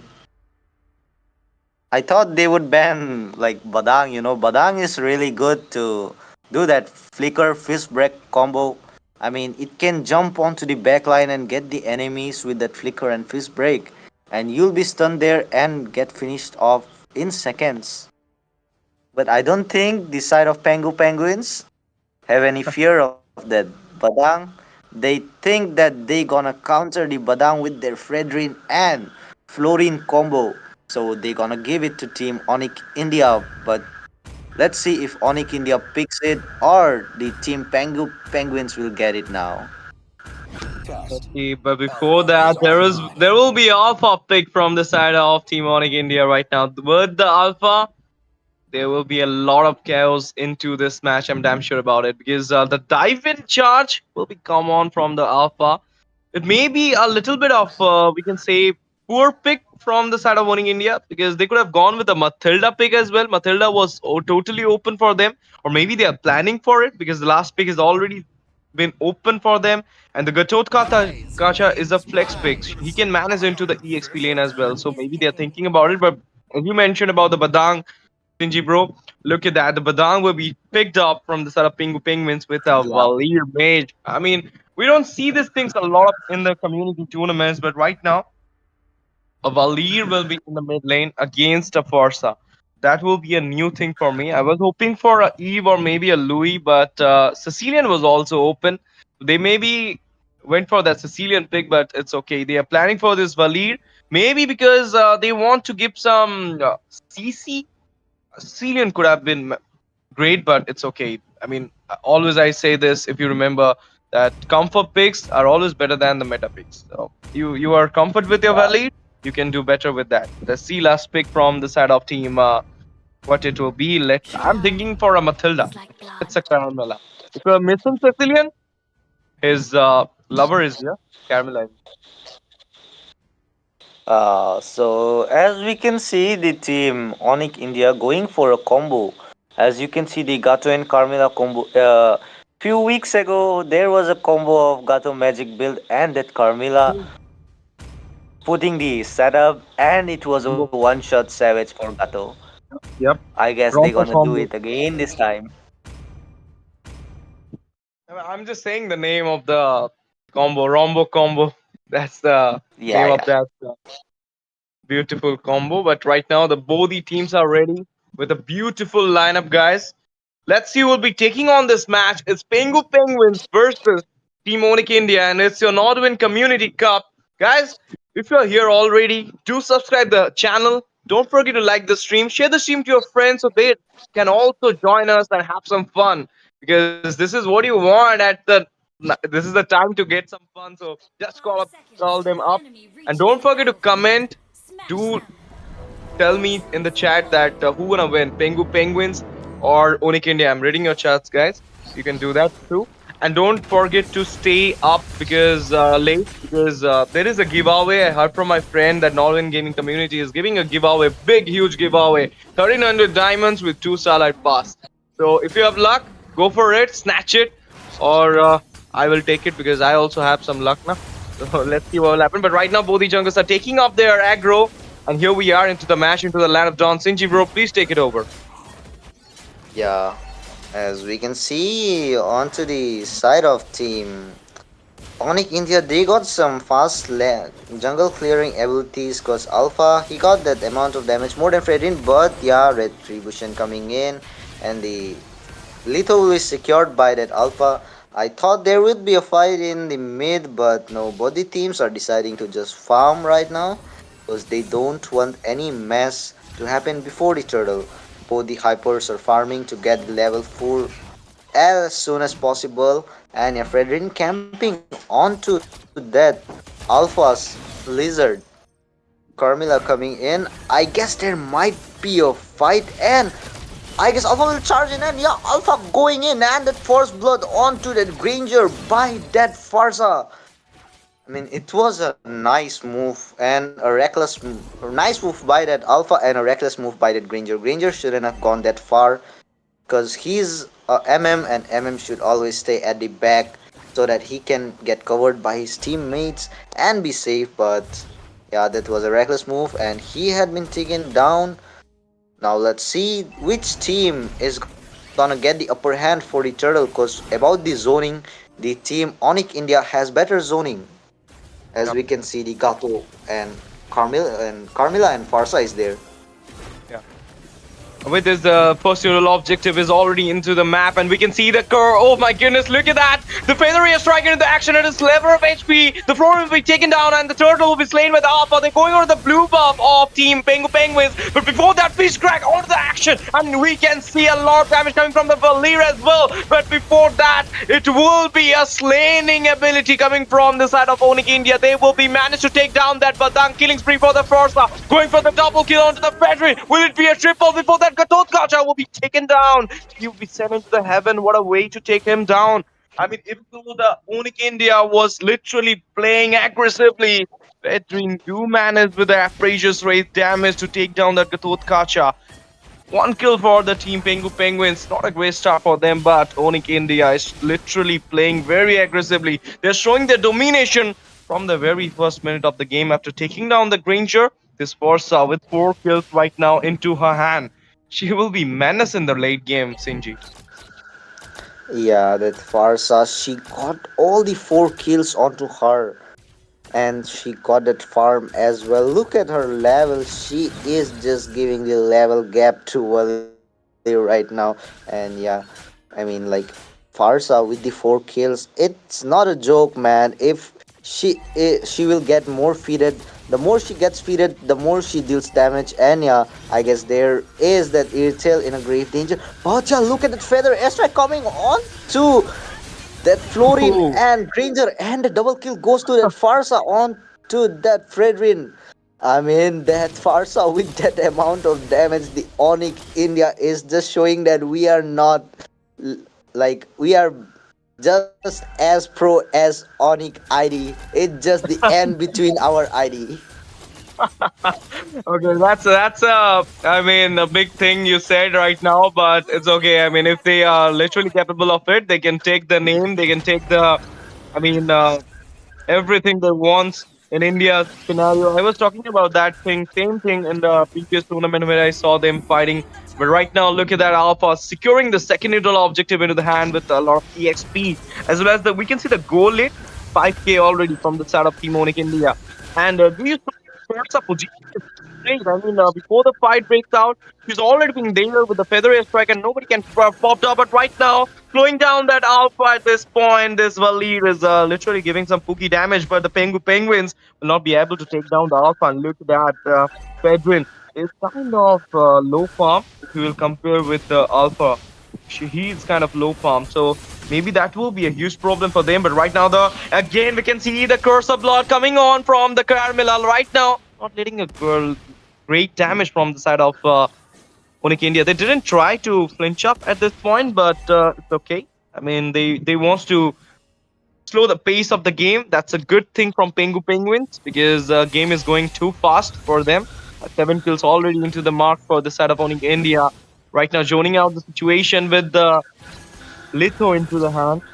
Small thing is literally a big thing because it's not only just take on the fight again, Feather is striking into the action, giving a lot of damage. Bursa will be taking godlike onto the floor at a sliver of HP. Will that Caramella Man's flicker come out? And AOG into the action. Fredrin going overextending with the speed of Alpha will be taking him into the turret, and the turret dive damage will be taking out the Fedrin. With the first star will be getting shut down at this point. Irithel joining the team fight, taking down the Valir. It's a lot of action from the side of ONIC India, but Dang with the force swing coming from the Alpha will be clear, will be perished down, will be taken into the heaven, as well as the mid lane turret will be taken down, and recall spamming already been started from the side of Team ONIC India. They know they're dominating the game. They know they're taking on the game totally with not only the kills, but the jungle neutral objective, everything into the hand, even the turrets into the hand. And in the early stage, they managed to take down the mid lane first tier, so that's a big thing for them. They're literally capitalizing all the move. Again, Fedrin going on. It's an imperial move from him, but the Feather Air Strike will again stopping him at this point. Fist crack from Badang, but Irithel will be taking down the Badang as well. It's a double kill for the,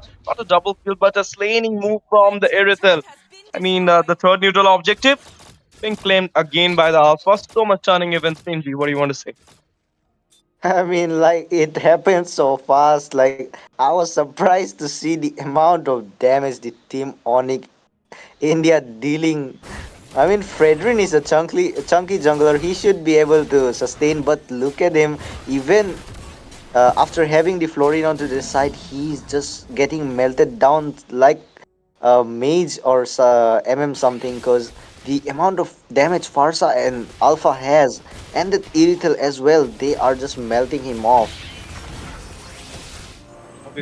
Obviously, again, the fight breaking out over there. Curse of Blood popped up, but right now the Fedrin again going to overextend, but the Carmilla is taking on AOG into the action onto the one people. Feather Strike will be missed, but the Valir will be taken down, and at this point, the dive into charge coming from the Gatotkacha. Alpha will be forced using the force swing onto that Badang and clearing him up, but right now the Irithel with the damage on the Fedrin. Mega kill for her. She will be eliminating that Fedrin as well, and look at that, the minions will be taken down, and right now at a very bad position that Florin is, and look at the damage from the ONIC India. It will be Fursa taking down the Florin. What a damage coming from them. I mean, obviously 27.3k goal lead. I mean, not goal lead, 27.3k goal with a lead of 8k against Pengu Penguins in just 8 minutes 20 seconds of the game. This is too much from the ONIC India.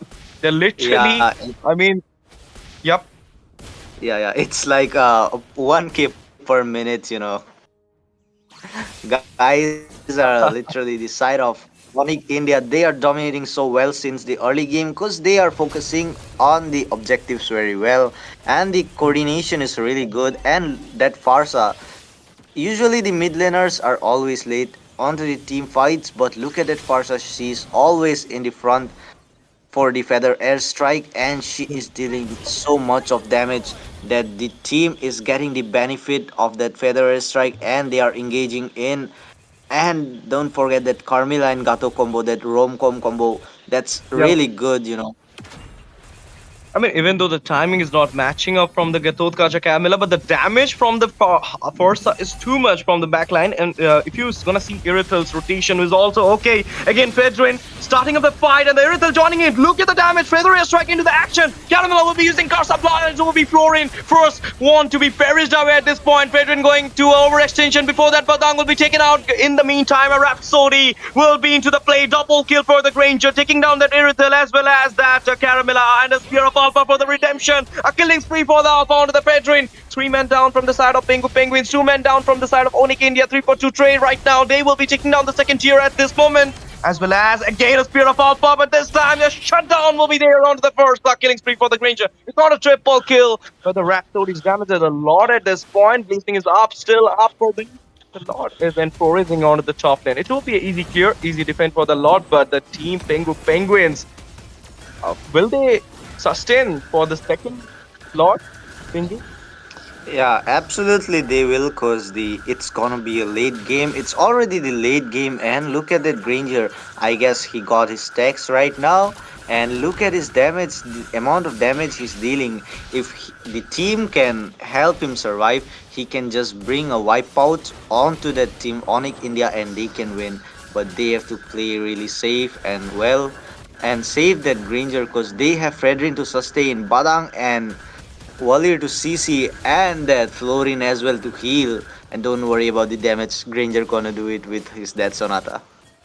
Obviously, obviously. I mean, you're talking about the stack. He managed to take down 3 men at that point, but Alpha, that boy literally don't fear anything at this point.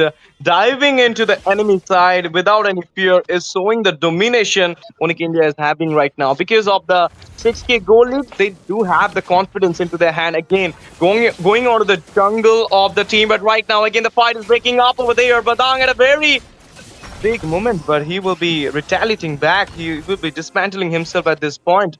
But in the meantime, we saw that the blue buff got from the hand of team, I mean, Pengu Penguins, and literally ONIC India.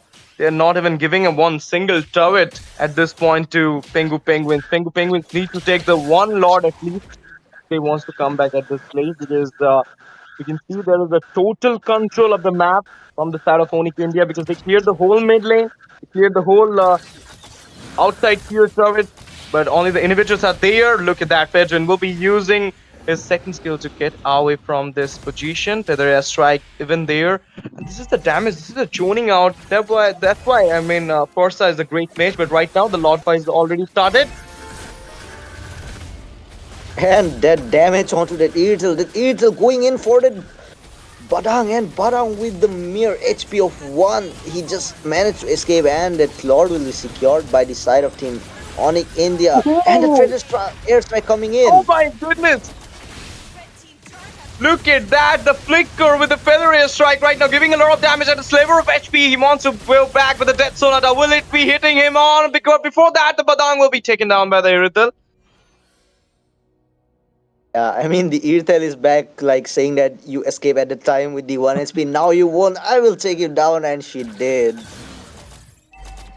It was a nice move by that Farsa as well with the flicker plus feather air strike. Nice move. We got like, it's rare to see that kind of move by the Farsa players, but the one who knows how to play Farsa well, they can do really well with that Farsa, and that Lord coming, I mean like marching from to the mid lane.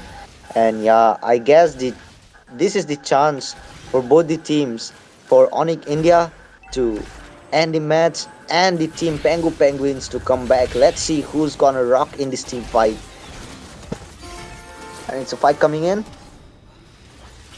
Fight is coming up from the side of ONIC India. Before that, the Lord will be taken down. As Sinji said that they will be easily managed to defend the second Lord. They managed to do that, but the gold spike is literally into the hand of ONIC India. Still now they are into a 7k goal lead, and that's too much for Pengu Penguins. I mean, at this point, they didn't even take a single turret. Only the mid third tier and the bot third tier has been taken down, and other turrets are still up for the side of ONIC India. As I said before, I'm telling it right now also, they need to take one Lord at least to clear up the lanes, to give some lane pressure to the side of ONIC India if they want to win at this point. But Dang again overextending at this point. Will not be a huge deal for him, because he will be coming back into the safer zone after zoning out the situation. That's a good point, but look at the Farsa's positioning. Again, hiding into the bush, waiting for the perfect moment. And again, the perfect moment And came that up. Look at the damage it's been given on to the Badang. I mean, he's the tank, but Farsa is literally melting him down at this point. absolutely, that Badang is nothing like in front of that Farsa's damage. Badang is just like a MM or a mate, something like that, because he is getting melted down so easily. Yeah. And I I mean, if you guess. wanna, yep. Yep, yep, yep. I And mean, if you I wanna was saying see, that yeah. if he gets like his magic items, like if you don't get his magic items quickly, he gonna be melted again and again every time. And yeah, there is a fight near the purple buff. I mean, you know what? This fight is literally a bluff for the side of Team ONIC from the side of Team ONIC India, because they wants to take up some one of some resources from the side of Pengu Penguins before the Lord fight literally took over. But right now, again, the Spear of Alpha from the Alpha diving into the match, and it will be Fedrin that places straight into the action. But the first Saw will be eliminating that Fedrin, as well as the Granger will be taken down. Irithel onto the spike, a double kill onto the lead. Will it be a triple? No. Managed to escape at this point. Florian literally healed a lot, but the Lord will not be into the hand of Pengu Penguins, or maybe they are planning to end the match at this point, Sinji. Yeah, absolutely. I mean, like, there are only two survivors right now, and yeah, this is the chance for the team on India to end it. And yeah, that Federer coming on to that Florin by the side of team on India, and that Florin will be taken down by that Irithel, and only that Barang surviving, and this is the end. The winner is ONIC India of this match. I mean, they just proved that we are not gonna just take the name, we gonna adapt their gameplay and we gonna rock it in the match. And you look at that Irithel playing just like Kelra, getting the spike, and that Farsa going like a super friends. Okay, that's a big words you just said for them. It's okay. I mean, they literally played well. They deserve it. But what a match from the side of ONIC India, as well as from the side of things. Good managed to stall them for the for the third lot. Till the third lot, they managed to stall them, even though the match spike, the starting spike was into the hand of them. The goal lead, everything, jungle control, everything was into the hand. But Pengu Penguins do manage to take the game into the late side, and it was the Rangers. The pick was too great from the side, but the utilization was not into the work, we can say. Okay, they will be learning their mistake, they will be rectifying it as soon as possible, and they will be coming back stronger in some other tournaments and will be shining upon so many teams. I hope for that. All the best for your future journey, as well as congratulations, Team ONIC India, for winning the match and going into the next round of the Nodwin Community Cup tournament, powered by Vista, brought to you by Nodwin Gaming Community. And guys, there is a giveaway, huge giveaway from the Nodwin Gaming Community. It's 1300 diamonds. You have the chance to take it up for yourself or for your friends.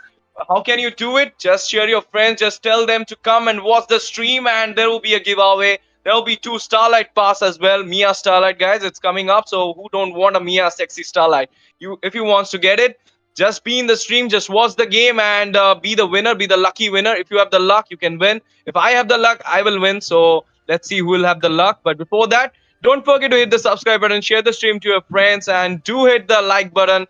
And do comment who's gonna win the next match, and do comment how you felt about the ONIC India thing. Are they literally deserving? I mean, are they literally claiming their name or not? With this, we'll be taking a short break. We'll be coming back after 2 minutes with some more exciting matches at the Norwin Community Cup. Thank you for watching. Thank you for joining. Love you all.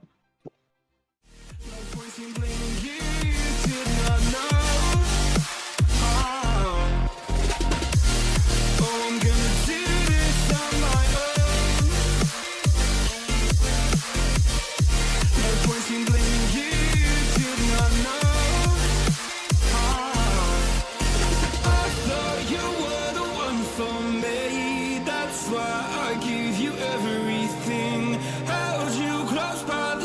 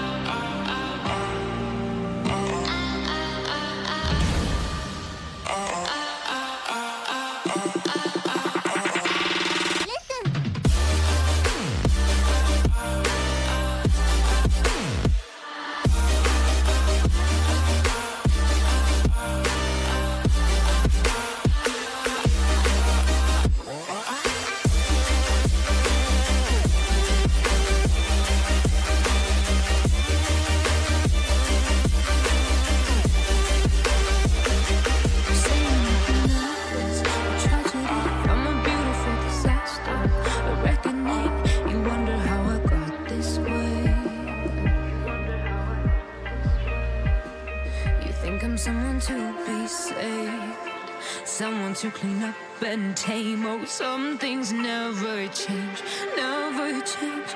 Oh, you think I would look pretty on your arm once you cover up my bruises and battle scars, but it always ends the same. Can't bear the things I've had to face, got you crying on your knees in pain. Oh, some things never change, never change. Oh, you break your back to make me feel again, suffocate to make me breathe again, lose your mind from endless pain. Some things never change, never change. Oh, redemption never came. I stopped asking for forgiveness, cause you should know only fools tread where the angels fear to go, but you keep trying to get too close.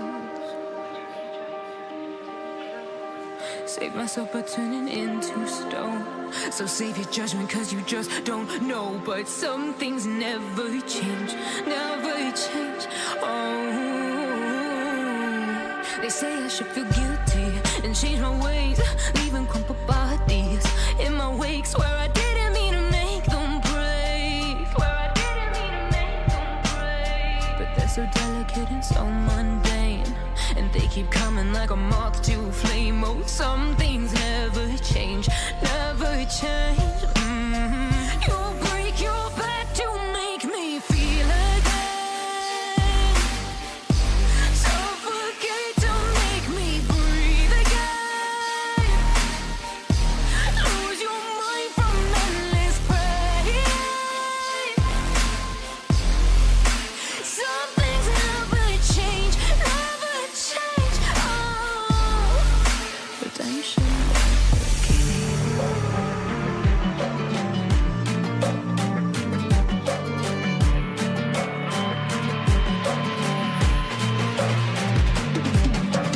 If we are one grain of sand in the middle of the ocean, can you try to understand how a touch can cause explosions? Rise up, I'm too great to be landed. Rise up, we're too great to be standing. They ain't never gonna stop us, fly at 'em like choppers, better took those risks, cold blood in my fists, we fire starters, one out of a million will reach those heights, always had a feeling that I won't deny that work, never could toss, look in my eyes, I'm on the rocks, rise.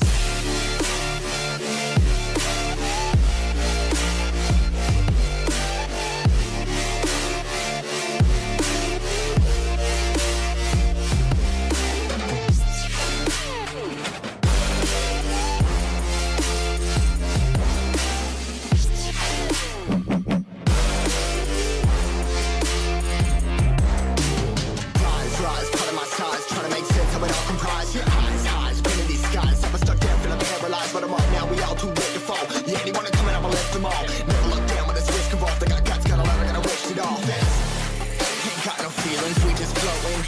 Yeah, I'm that grain of sand that made it out the ocean. A couple milli now, I'm causing a commotion. I've been coasting, hear my name around the world like an explosion. So rise up,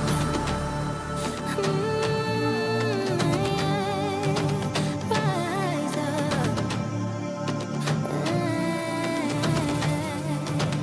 We are the apocalypse, and a pill that keeps us floating. As we fly above the stars, the light won't scare us falling.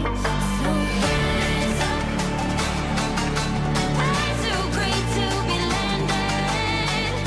Rise up, we're too great to be standing. They ain't never gonna stop us, fly at 'em like choppers, better took those risks, cold blood in my fists, we fire starters, one out of a million will reach those heights, always had a feeling that I won't deny that work, never could toss, look in my eyes, I'm on the rocks, rise.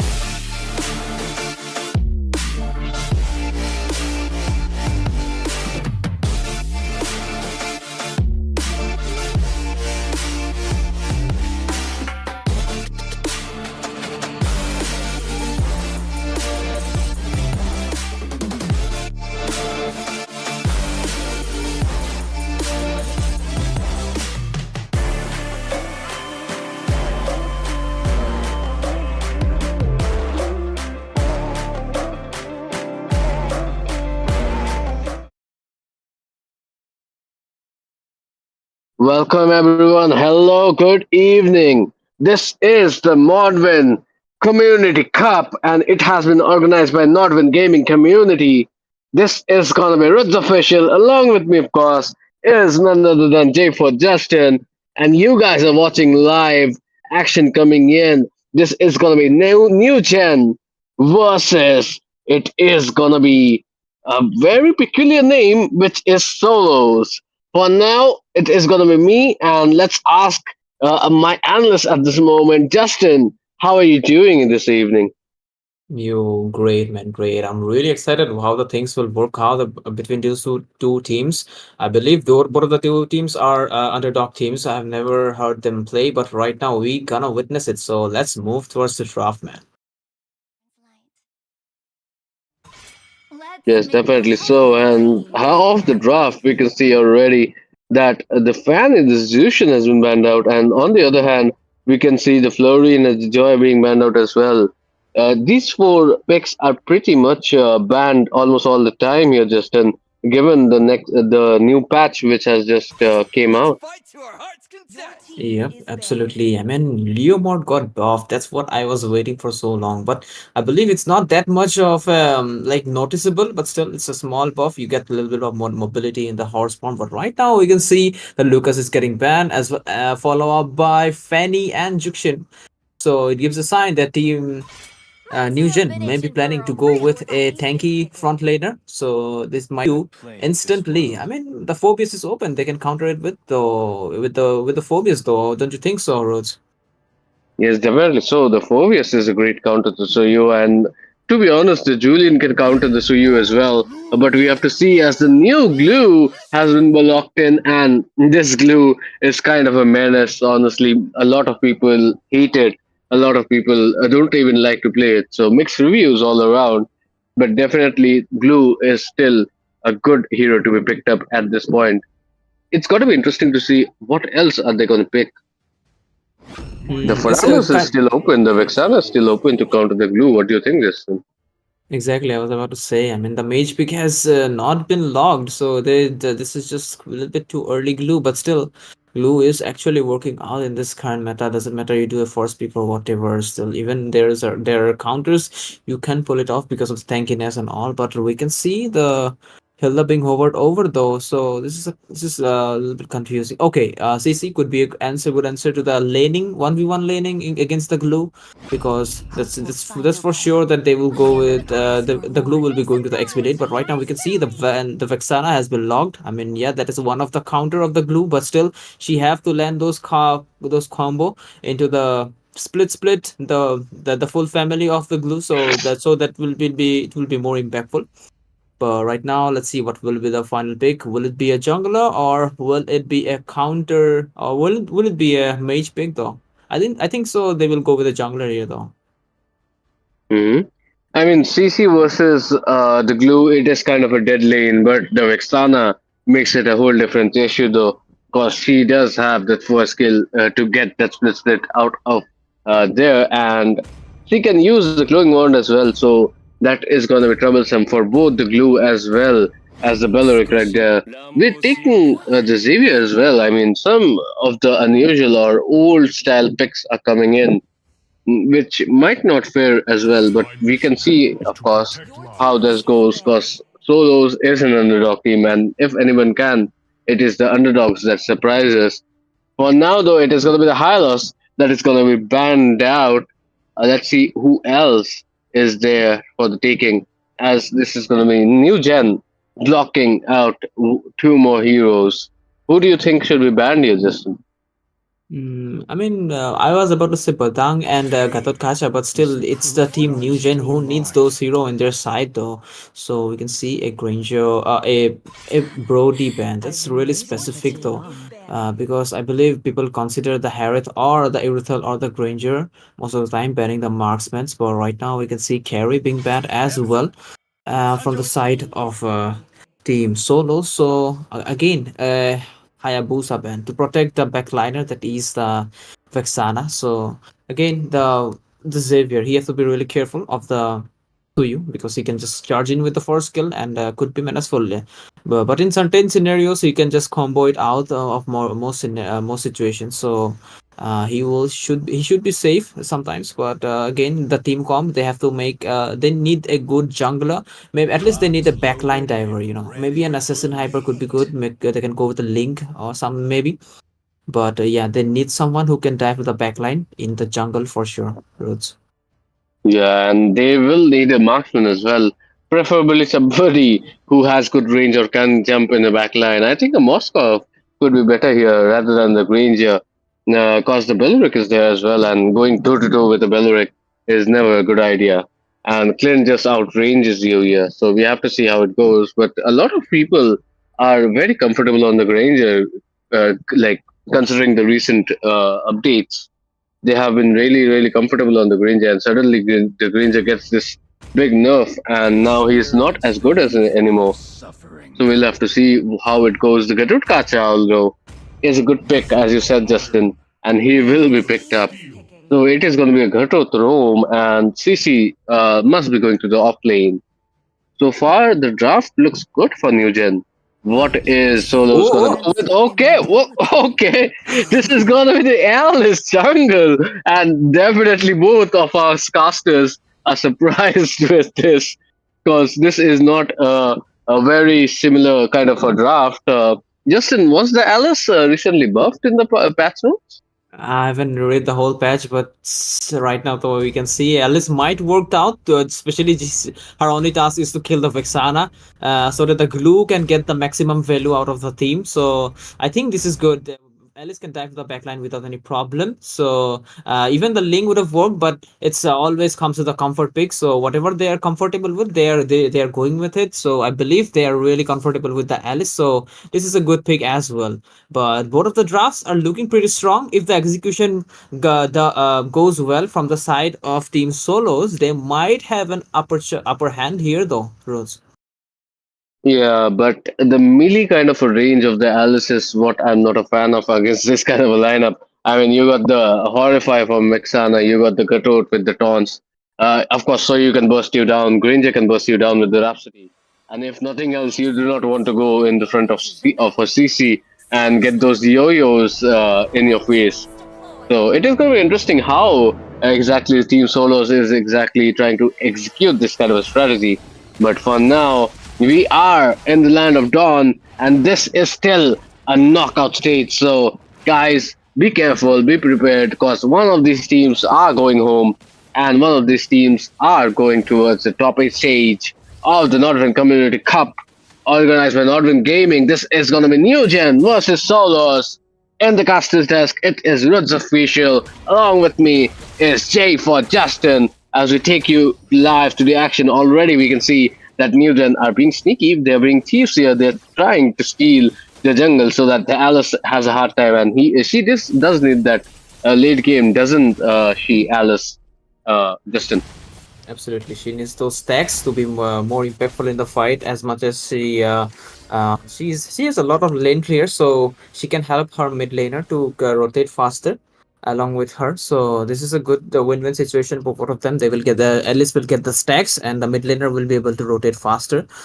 But right now, we can see the level 4 mark is not being hit. Alice trying to squeeze out the jungle of the opponent, and I feel like Gatot Kacha trying to deal some poke, but damage of the Alice, look at that, even from the early game, it's kind of high. So they have to be a little bit more careful. They do not want to get caught into those stunts, and do not want to stay in her ulti for too long as well. Yeah, it was kind of cute how Alice just came down and checked for the cockroach, and it wasn't there. And then she went for the opponent and lizard, and that wasn't there as well. So Alice is like, now what? How do I get my level 4?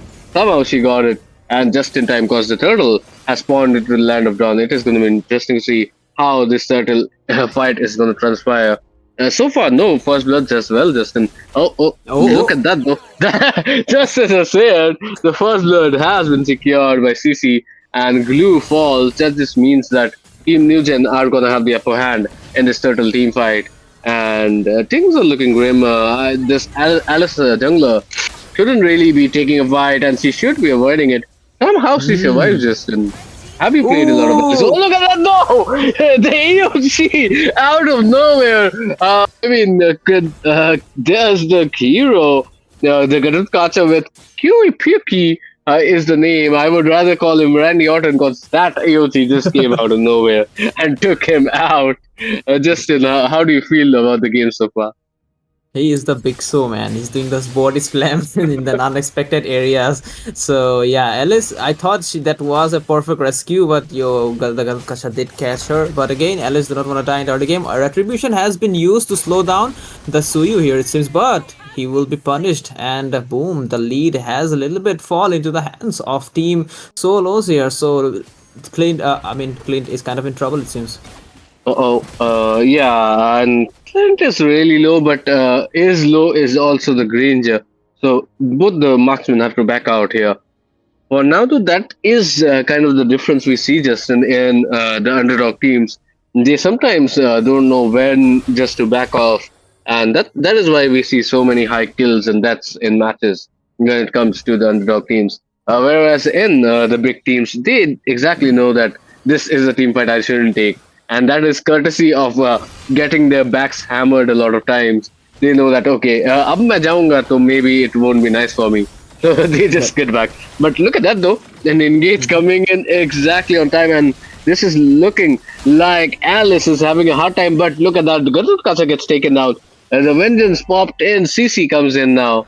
And this is just NewGEN trying to live dangerously. They are trying to be really aggressive, trying to get something out, trying to make this Alice not be able to get farmed because the late game is dangerous. I mean, the Clint, Alice, and Xavier, oh my god. You wouldn't like to face such a game in the late game, right, Justin?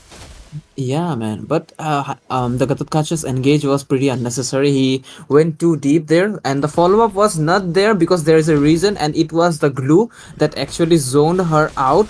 And Vexana should have been the counter for the glue, but it's the glue that's actually zoning her out. So she needs some protection, especially from the glue.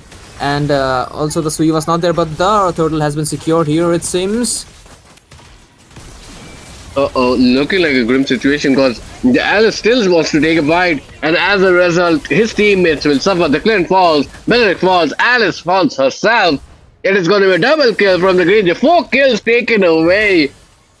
NewGEN with a 4 for none trade, and this might be the start of the end here, as 4k goal lead has just been taken. The mid turret has just been uprooted. And this is just looking grim because NewGEN are actually taking the match over just 5 minutes into the game. For now, the bottom turrets looks in danger as well. And this is looking pretty bad. Justin, what do you think Solos can do here to rectify the situation? I mean, especially firstly the tanks, they have to be there to zone out the Suyu, but right now Blue will be using the split. We will be using a flicker to escape the scenario.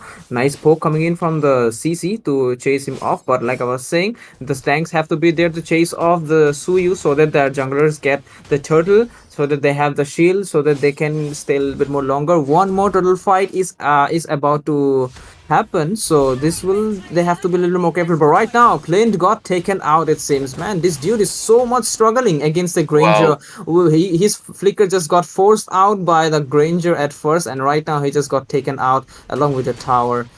This is getting bad, man. Yeah, it is getting bad, is what we are thinking. And look at that, the damage coming in from the Granger right now is insane. AOG popping in, but for what is the question, because there's just nobody there. 3 people already taken down, and Solos is literally trying to live up to their names. Seems like the Alice has to play a solo game here. Look at that, Solo diving into 3 people. And she might just get a 1 kill here, but she is trying to escape. She is trying to do something. She gets the kill, and 2 people get low. So, of course, the Alice is somehow shining in the moment, but this is looking like a late game situation for them. Come at late game, maybe they can do something about it. But so you, okay, you need to get away here, buddy. Glue catches you. That is the grab gap coming in after the split. And this might be the end of Soyu, but he is trying to escape. He won't be able to because the dawning light comes Xavier, and this is gonna be one kill at least coming to Team Solos. The 11-4 is the score line. Justin, somehow can they make a comeback here? Alice, late game monster. She needs her item. I'm gonna see what items that she's going for. She needs the Clock of Destiny as well as the slow effect. Oh, where is her items? I can see. But yeah, I assume she needs the dominance ace to be more impactful. So yeah, after she gets the dominance ace, along with the Clock of Destiny and along with her stacks, she will be able to do it, right? So yeah, so far the Suyu going with the sustain build, as well as Belric going with an anti life steal as well for the helps. Oh, she's going with a Sky Piercer right now. I saw she's buying it. Why? I like to ask why. Wow. Because she's not Again, in that much lead right now, right? And let's like a four yeah, score, so their farm is too low. They need something more raw other than a yeah. finisher here. I mean, the Sky Piercer is more of a gamble item. You're feeling lucky, you take the Sky Piercer, you get 2 kills, and suddenly you are on a killing spree. But you do not know exactly if the Alice is gonna get on a killing spree or gonna get slain just like that. Look at that, the Eternal Guard along with the taunts coming in, and the burst is just too high from NewGEN. So Alice is gonna get busted down. So is the Belric. When two of the tankest units cannot sustain, this is just a bad sign, because there's only so much Xavier and Clint can do without the front line here, right, Justin? Yeah, man. I mean, right now, look at that team reunion. Just going for the Lord because they know the jungler is already down, and even she tries to come up, she can't sustain the fight right now. She needs the items, man. And Lord has been taken out. Uh-oh. AOG has been used. She bought the glue along with him. That is looking troublesome. Not for the Gatot Kacha, but more for the glue itself. Maybe we can see a new counter here, Justin. The glue is a counter. The Gatot Kacha is a counter to the glue. Yeah, man, that was hilarious. But the glue along with it. And yeah, I mean, he should have just see it coming, man. The glue would have just get off already. But yeah, he didn't give the time. But again, like I said, the Alice is so squishy right now, man. He needs those sustain items because they have the Yeah. damage. They have a Xavier, they have a Clint late game they can hold. But in the mid game, right where they are losing, they did something to tank the damage so that they can defend the towers, right? Yeah. And in my opinion, the Alice is not someone who is gonna be securing kills here. She is always the front line. She is always the bulk damage dealer. And then there's so many people in your team who can secure the kill. Why do you need that Sky Piercer is the question. Look at that. AOG connecting onto two people. Clint has to burn his flicker out. Monster kill coming out from Grandeur. And this is looking like the end is near. Look at the damage from his Death Sonatas already. There's no Lord, but there is gonna be all of the outer turrets being taken away from Solos. And okay, the Xavier has some damage. I mean, they have the potential as Team Solos, but they haven't been exactly able to do anything about it. Maybe a proper engage or anything like that. Why do you think that is, Justin? Who is actually faltering in their team? Wrong engages of the Alice, like that's so clear. And also the Clint is not working against the Granger. That's also one reason, but still the Alice should be able to gank his lane so that he will have a better hand in the 1v1 phase against the Granger. And Alice did a lot of wrong engages, and I can see wrong items as well.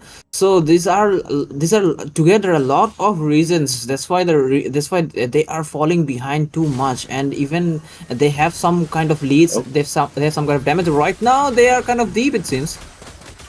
Yeah, I mean, Beleric trying to hold them on, but there's no damage coming in. Lack of support. Maybe the Xavier and the Clint are just too scared for their lives. Then look at that godlike coming out from Granger. That is exactly what I was talking about when I was talking about the Alice pick. You go in and there's a full farmed Granger. You are not going to survive, and that is exactly what's happening to Alice right now. Maybe the Winter Crown can save her, but definitely not the Sky Piercer as she has brought it out. So we have to see how exactly is Solos trying to defend? Because this is the final straw. If they cannot defend the base, they will be eliminated from the tournament. Yeah, so far, look at that. The Eternal Guard landing on all people. The split plate being used to rather escape us. Okay, look at that. Vexana gets taken out by the Xavier. Xavier showing that he is the lead game prince of Land of Dawn, and he is trying to somehow, some way, drag his team back into the contest. Justin, do you think they should actually contest for this Lord here? Absolutely not, man. They should just stay in the base. They should try to hold, and if they try to contest it, they will for sure die, man. Because the Alice doesn't have the farm. In the last fight, also, she went in middle of the four people, knowing that her farm is not too much, and even she has more farm compared to them. This is no. She couldn't have sustained the Granger's bullets, man, along with the burst of the Suyu. So this is too wrong. The plays has been done from the Alice is so bad, man, to be honest. But right now the Lord is being there, and really good sync coming in from NewGEN to trying to put maximum pressure on solos so that they can end in this one press.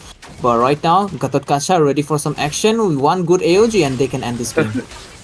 Yeah, and beautiful say lean sync coming in from Newton. Look at that Ranger gets legendary. Gets the double kill as well. Alice bye bye. But it is gonna be a shutdown coming in. Glue gets the shutdown. Yeah, still Team NewGEN does have a lot of people alive. The reason is they have to decide if they wanna get out of there or get slain. Because that is another snipe coming in from okay, what's that name? Ofka or something. OFQ, as I would say. But he did secure a lot of kills. He is literally sniping at the moment. And just some shines of life coming in from solos right here, Justin. For sure, for sure. They have a lot of late game potential heroes. They have a Clint that might work out. The burst is there though. But still, they have a Xavier who is playing really good. His Dawning Lights are really on point. Took out the Suyu at the first phase of the time. I did notice that when the Glue was using the split on him. But right now, AOG will be missed. Will not hit anyone. But okay, it is the... they are trying to engage a fight. But again, Alice going in. Yeah, I mean, NewGEN shouldn't be engaging a fight considering that both their damage dealers are down below. They will take some time to come in. So this is looking like this is going to be the Gatot Kacha who is going to get taken out. But look at the Granger. He is literally trapping them out. He's in the middle of everybody and he doesn't care. Look at that double kill coming in, triple kill coming in. And this is going to be just a base being wiped out courtesy of the minions, I suppose. So this just looks like a bad game Solos had. I think the draft has pretty much uh, most of the due coming in because the draft wasn't really good, and definitely NewGEN playing it like a boss. It did it everything right, and the Granger, of course, that is going to be a chef's kiss because he played it perfectly till the end. The Xavier did try to show some signs of life, but it just wasn't enough. Listen, what do you think about this game, and what did Solos do wrong here? Definitely, their basic micro skills, to be honest. To be precise, the Malice was not playing that good, and the draft was not too bad, to be honest. It's all the gameplay part. Xavier did his best, did a well-deserved MVP, but again, the Alice, the hyper carry of the game, the build itself is not looking good at all, man. After the Clock of Destiny, she should have gone immediately with that dominance ace. After that, she can follow up with that Winter Crown. So, and the Sky Piercer, bro, there is no space for Sky Piercer into an Alice. So yeah, but again, the CC with 5-0-15, that was like a silent MVP stealer from their side, from NewGEN. Really nice done, really nicely done. And Granger, the last fight where he was actually, it seemed like he was from the side of team Solos, like he was literally behind them, literally pinched all of them alone and got the triple kill and almost about to get the maniac probably, but still it was the minion who entered the game. So beautifully done. Team NewGENs didn't do any kind of mistakes, any small silly mistakes, and got the game for themselves, Fruits. Yes, the less of the mistakes is where the advantage is the name of the game. And definitely, NewGen here, being the better team, having the better draft, they just did do a lot better than what Solos did. Maybe Solos can take this as a lesson and they can draft better next time around. Now, the Alice pick did raise a few eyebrows and maybe could have worked, but with this kind of a late game composition, all three late gamers, you are never gonna do much about it. You won't get to the late game to actually dominate. For now, though, this is gonna be the end of the road for solos, and New Gen is gonna go to the top 8 bracket. For now, we are gonna take a short break before we come back with two brand new teams battling it out. Stay tuned, don't go anywhere. See ya.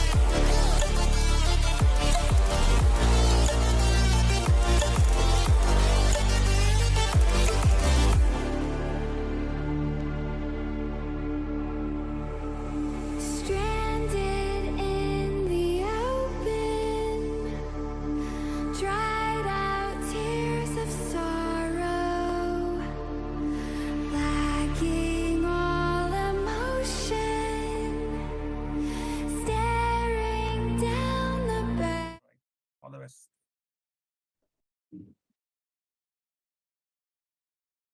All right, everyone, welcome back. Good evening. This is the Nodwin Community Cup organized by the Nodwin Gaming Community, and this is gonna be DRX versus Experiment 5. And these two teams are not exactly your everyday underdog teams. These two teams have been performing really well, almost like the star performers of this tournament. It is, however, gonna be really, really sad to see one of these teams go away, and it might be any one of them, honestly, because these two teams are really, really good. In the Castles desk, of course, this is gonna be your guy, Ruds Official. Along with me is a guy with the best side jaw, and this is gonna be Jay for Justin coming in. Yeah, for now, as we might go into the draft, but Jay for Justin, what do you think about these two teams right now? Experiment 5, well-known team. I have seen them perform. DRX, I believe they are really good too, but we will find out soon who is the better team here, because this is a do or die best of one match. So let's see what's gonna happen, and we can already see that the Lucas is getting banned from the side of DRX, and if any. So first pick does DRX have, so there might be a really good Fanny user. That might be also a reason, and Fanny is a really good hero herself. So good, great call to ban it out. But Selena ban, not really necessary to be honest, but still there might be a really good Fanny user. Again, it might be a respect ban. So yeah, the Yeah. great call to ban it out though. I mean, the Selena is a good pick, especially for the mid laner Illusion. And Illusion is actually one of the old players of the game, so he might just know how to play a Selena or two. Back in her glory days, the Selena was everyday pick. The Void and everybody else used to play that Selena so well. For now, it is going to be the Selena which is banned out. Maybe that is also a respect coming in for Illusion. Yeah, and the Fanny and the Kalia, I mean, we see it every single ban. The Luke is being banned out respectfully so, cause that is a hero you don't always want to give away to the opponents. You have to see though what else is DRX thinking. Are they actually going to ban out the OP heroes, or do they have a strategy in mind while banning? So is the question. Justin, what would you like to see in the last few bans? Right now, I really can't see a target ban here though, but it's just a little bit here and there ban, so it's a little bit hard to say what they're gonna what was the planning. But yeah, Kalia is really it's like a standard ban. So, but again, a Hayabusa ban, so they might have a really good mage user. This might be one of the reason, but right now, but still a lot of OP heroes are open. Badang is there. Hylos can could be used as a flex pick as well as the Katot. Again, we saw in the last game. So yeah, let's see how the things work out. Since they have banned out the Hayabusa, definitely they might want to get a really good mid laner for themselves to be more impactful. Maybe they have a really good Sicilian user, I think.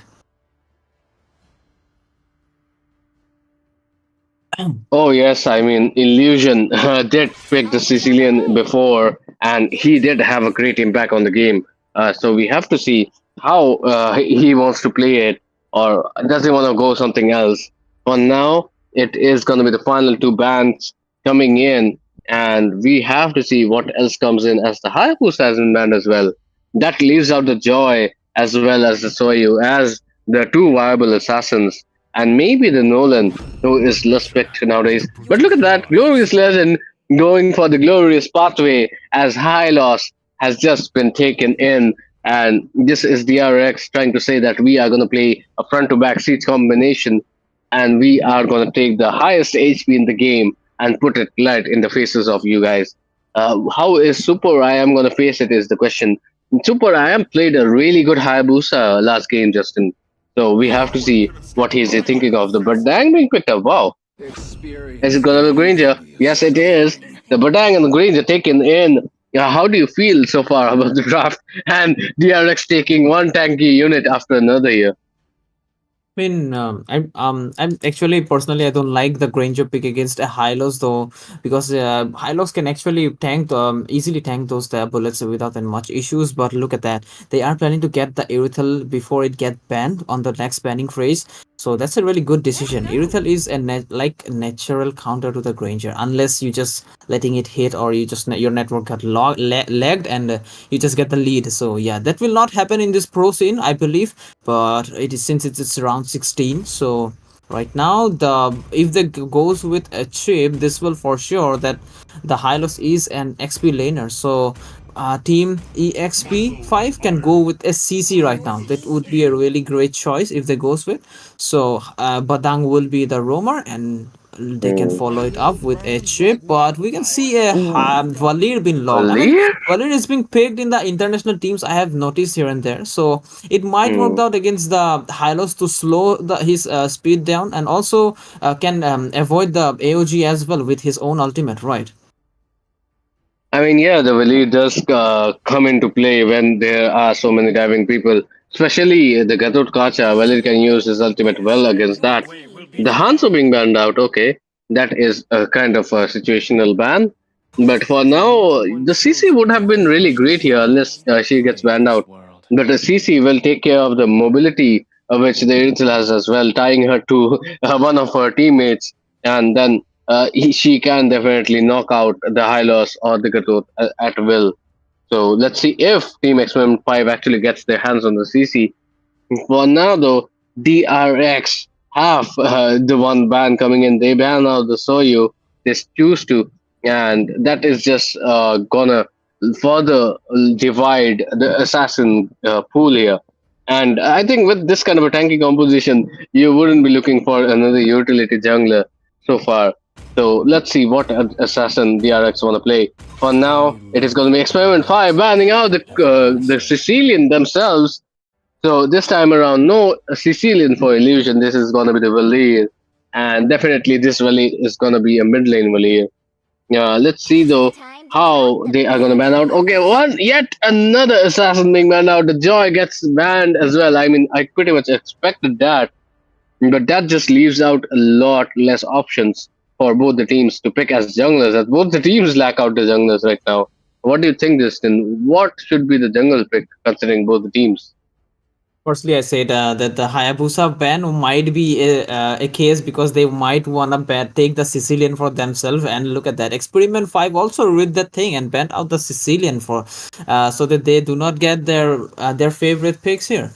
So the question is still there are a lot of OP heroes are open. The Farsa is there. They can go with an Eve as well because they need a really good knockup to cancel out the Eve. So Hylos being Gatot being already picked. So this is will be a cherry if they goes with an Eve here. So right now both of the teams have not picked up their jungler, and Alpha could be a good option. Okay, Alpha could be would be a really good option because Gatot is there to dive the back line. So Alpha will be there dealing in the killing the front laners as well as the Hylos slowing them out. They need a really good follow up mage though, but Juxin, to be honest, she is like a more like a utility mage. She does not have will have much damage. So for the base raw damage, they have to rely on Irithel, and it seems like Team Experiment 5 are planning to take a Fredrin, which I would say they need a backliner diver as a jungler here Yeah. because CP will not be able to catch up to the backline.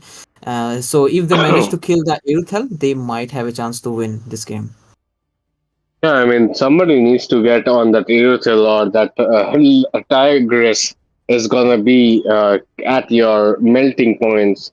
For now, though, it is gonna be the Alpha being picked up by DRX, which I might think that it's kind of a very tanky lineup, but it doesn't have damage. I mean, especially with a support mage like Zushin, it's gonna be tough to do anything about. But so far, I can see that Experiment 5 doesn't have a lot of damage as well. I mean, they do have a lot of CC though, so beware of that, DRX, as you have taken a lineup which is gonna need the late game to shine. Because I mean, the only damage dealer I can see much is the Irithel. The Alpha can deal damage, but maybe just onto one person. So it has to be seen how exactly is DRX going to combat the situation. Audience in the comments, do let us know down who do you think is going to have the upper hand, or which draft do you like better in this situation, as we are going to hit our loading screens and get straight into the land of dawn. This is going to be DRX on the blue side. On the red side, it is going to be Experiment 5, as this is going to be Roots official. Along with me is going to be J4 Justin taking you to the live action. You're watching the Nodwin Community Cup organized by Nodwin Gaming, and let's see who gets the upper hand and the first strike here. Justin, what do you think? I mean, the Fredrin pick, after seeing the Alpha pick, does need some balls of steel to get it done, to be honest. But yeah, I believe he really trusts his teammates that he will get the backup in time so that he can melt out the Alpha before he melts him.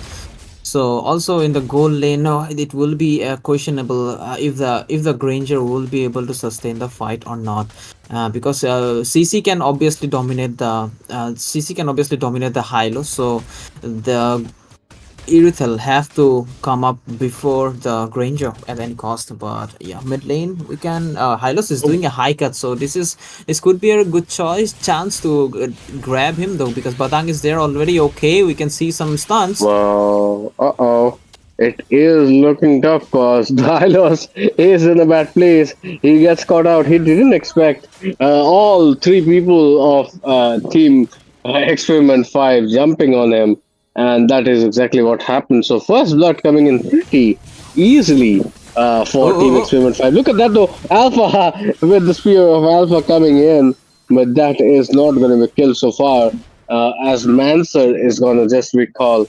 And this is going to be Fredrin who is trying to invade, but there's the Hylos to evade the situation.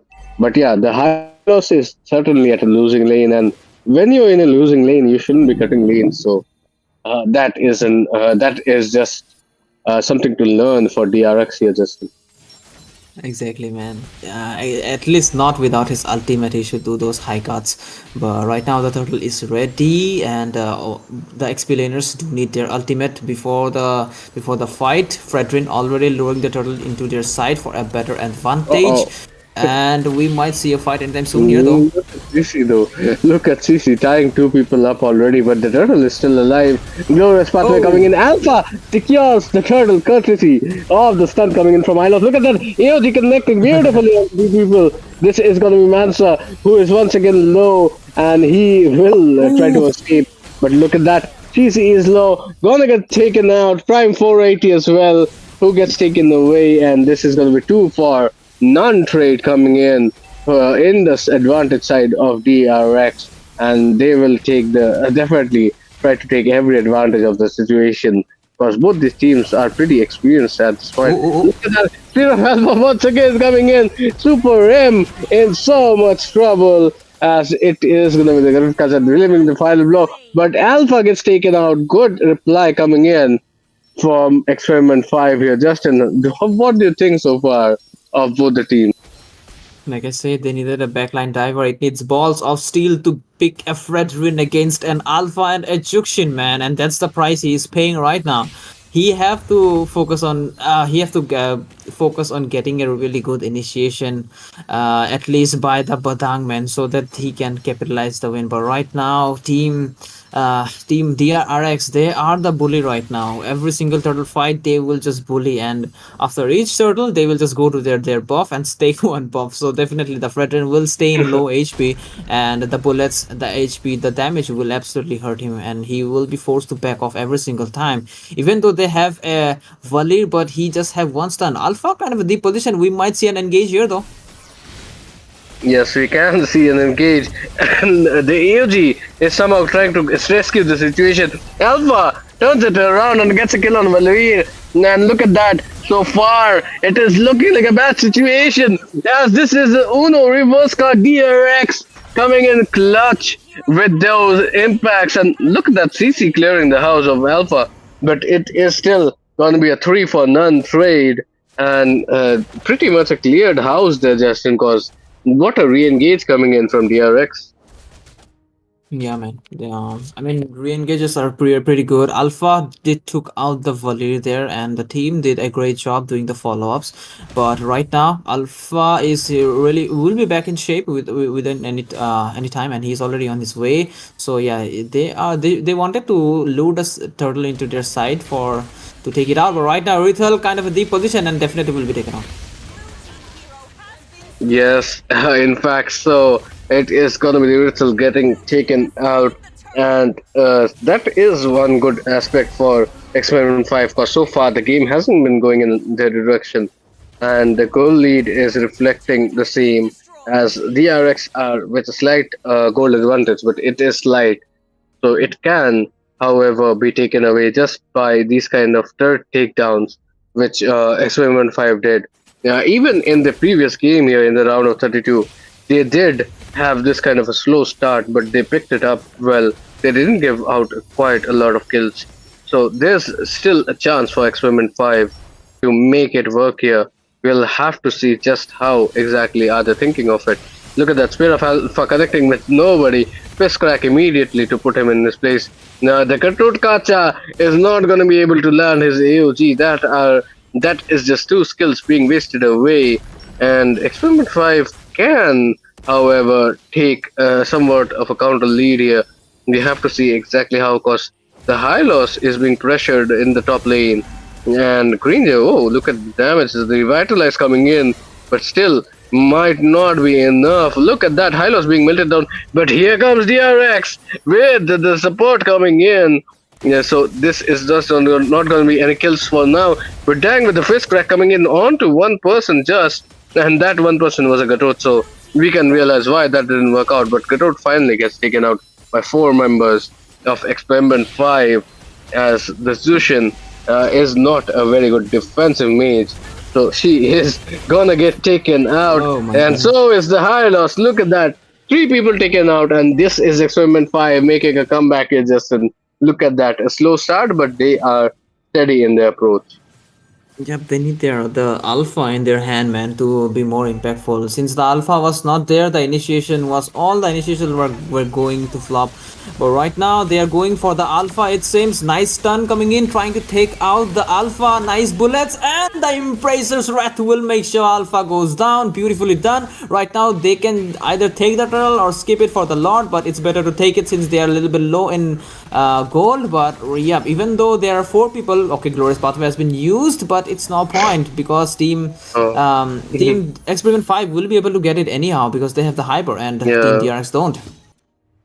Yeah, I mean, there's still a retribution which is coming in, and now Fredrin has the retribution. Now they're going to secure it.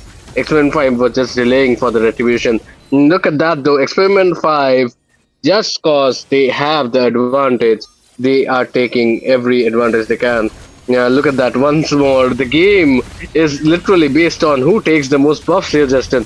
Look at that. Another team fight on the buff, but this time around, it might be Experiment 5 who are losing its members and pretty quick because DRX, they are low but they are taking the kills. 3 for none trade. Yeah, these two teams are literally putting on a clinic here. Justin, what do you think? Which team has the upper hand right now? Yo, it's really hard to say, man. It's just back and forth action every single time. But yeah, I hope they have a badang. So really, one nice engage and boom, they are just they will disappear just like that. And they have a Valir to follow it up with a long range. But he Mm-hmm. have to be careful that the minion doesn't come in his way. So yeah, okay, we might see some engage. Okay, some poke coming in, but this is the bad part. The Granger will, even though the Granger have a better level than the Hylos, so the damage will never be enough because the Hylos can sustain a lot of damage, especially with the anti-cures. I have to see what items they are going with right now, though. Yeah.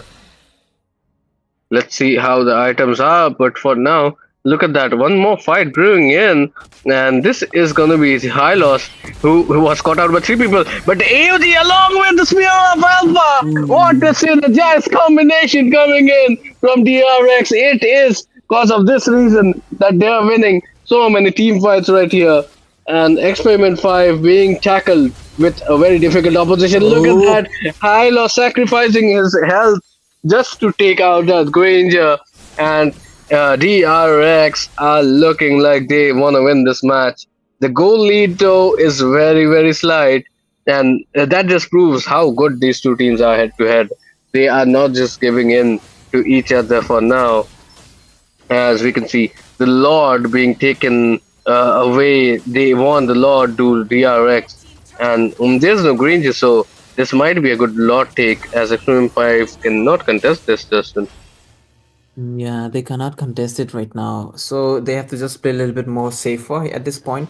I mean, if you talk about late game, they just have the Granger. So once Granger's gone, I mean, if the team's gone, there is no point of the Granger, right? So yeah, it's not like he can do 1v1 everyone, but yeah, since they have like two Revitalize on their side and also a hero with so much sustain, so it will be really hard. And they are already Experiment 5 already throwing a bit, so they have to wait for Team DRX to do another mistake so then they can get the advantage done here.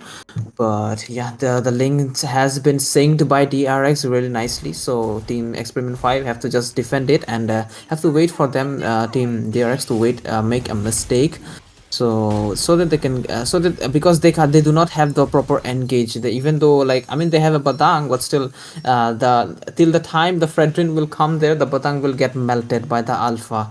So this is like a do or die. If the badang engages, it's like he have to go like do or die. And right now there is pathway in the Yeah, mid. ooh, the glorious pathway coming in, and this is gonna be a turret takedown. The mid lane gets taken away.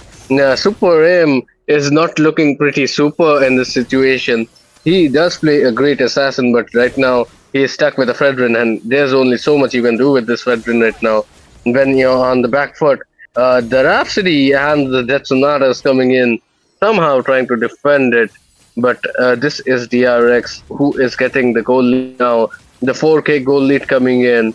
If in the early game they didn't have the goal lead, imagine what they can do, how they can dominate with now the goal lead in their favor, as they are just gonna take everything away for now. And this is just Experiment 5 who who are gonna have to deal with something. They need to get a pick off. Mm-mm-mm. They might be able to, as Hylos gets caught in, and there's just enough burst damage from the five of them to take that take down that Hylos. Alpha might be next. He shouldn't have jumped into this situation. He jumped in pretty late, honestly. If he wanted to save his buddy, he could have jumped in earlier. But that is some blunder, as two people get taken out from the RX and Experiment 5 are in the lead. The damage dealers just went there, and might be an opening for Team Experiment 5 to get the comeback here, Justin. Yeah, man. The only thing can keep DRX from winning this match is their own mistakes, or their own misplays they are just doing right now and then. So yeah, they have to be really careful for that. So that do at least from the micro part, they do not want to do those kind of mistakes, right? So right now they have to just have play a little bit more careful. They have an Iruthel, so already I can see the Malefic gun has been built by her, so she will be dealing a lot of damage. Also, they do not Team DRX may want to keep the pressure into the bot lane, but Fredrin in a kind of a bad deep position to do some engage, but mid lane. Oh, okay. Yeah, we can see the AOG didn't connect, but this is gonna be the Iruthel who has a license to drive. She is driving the tigress actually, and she is taking down two people at the moment. She has so much of damage, and this is just gonna be an easy Lord coming in. DRX are once again in the driver's seat, and this is just looking like Experiment 5. Every time Experiment 5 has the lead, they do something which is going to cost them. And it is generally when they engage, not that the opponents do something about it. They engage and they lose those engages, is what's happening with Experiment 5. And it is kind of a frustrating situation when you do not even know what's going on, but these re-engages are coming in clutch. And the tanky composition coming in from DRX might be the reason why, as Experiment 5 doesn't exactly have that kind of a burst to take this tanky composition out. Justin, what do you think? Is this the end? I'm not sure, man. The last fight of Fredrin was there like he was an assassin trying to take out the Iruthel, but he got taken out instead. So the mistakes are really high from this sides, from both of the sides, and they just have to play a little bit more safer and have to defend the lane so that they get the farm into their hand. And their marksmen will, I guess, both of the teams, their marksmen are the game changer from both of the sides. So in the late game, their damage will be really high, and whoever will be the one engaging in the really proper time along with their skills saved will be the one will be the winner. So this is really hard to say, man, because both of the teams are making so many mistakes. So and right now we can see some spokes coming in from the Granger trying to deal some damage on the Granger, but he's absolutely he's barely taking any kind of damage. But they have to play a little bit more safer here. I mean, the Zushin, 9 on the Zushin is trying really well. She is on a KD of 1, 1, and 11. But we have to see who else is going to step up. As we can see, that Experiment 5, so far, the Wali pick hasn't worked out. And 2, 2, and 5 will lead. The Granger as well, 3, 2, and 5. That is just not a good KDA coming in. So they have lost a lot of kills here. They have had a lot of deaths. So far, look at the Experiment 5 though. This is kind of a bush ambush. And Zushin, if she is not careful, she might land into that ambush right there. Or it might be the Hylos as well. Look at that, both these teams coming in. But are they going to attack it? Yes, Zushin has to use the ultimate. And what a clutch ultimate there. I mean, the reaction timing of 9 on the Zushin was phenomenal to avoid that kind of a gank. And at this moment, any gank could result in a free lord and then some, because it is the lead game approaching. Look at that though. This is going to be the high loss. If the alpha getting caught out. I mean, just a minute ago he did see the opponents and he gets taken out. Now, this is looking like a grim situation. Kacha being forced to use the AOG to kick out of that situation. But alpha, I think clearly mistakes were made, because he did see how Zushin was ganked just a few seconds ago, and he just walks into the same bush. Wow. Probably he expected that the enemies will change the bush settings. But look at that. 9 being caught once again, but the ultimate is there to secure herself. Yeah, but this Lord is supposedly gonna go to Experiment 5, and that is huge because this is what Experiment 5 were literally thinking about all this game. They needed this Lord to actually get something going for the team, and this Lord might just be it. Because if they get a little bit of the farm lead, they might exactly be able to counter these tanky units of the RX here, Justin. Exactly. And since the Lord is in their hand, they just have to sync up the lane so that they can put maximum pressure and try to take out as much as turret as possible. And if possible, they can end the game. So this is questionable. The Alpha, he died there for no reason. That Oh, was one of the misplay there. But Hylo's being taunt there might get taken out. But uh he so tanky will. Okay, he might get taken out. yeah. He just survived courtesy of the glorious pathway right here. And that is going to be good because he needs to survive in order for his team to sustain this Lord onslaught which is coming in. Lord marching down from the top lane. The bottom lane minions are there as well. And the mid lane is being targeted by Experiment 5 here. So far, this has been a Cinderella story. Experiment 5 are finally making a comeback into this game. Lord marches down. That is going to be the inhibitor being taken. Sphere of Alpha comes in, but this is kind of a premature fight. The Lord is still alive, but this is going to be Iritel who is going out, and this is looking like this is going to be DRX once again taking the lead. All they have left is the Granger, Cypher on that Granger, and he somehow survives with the Death Sonatas.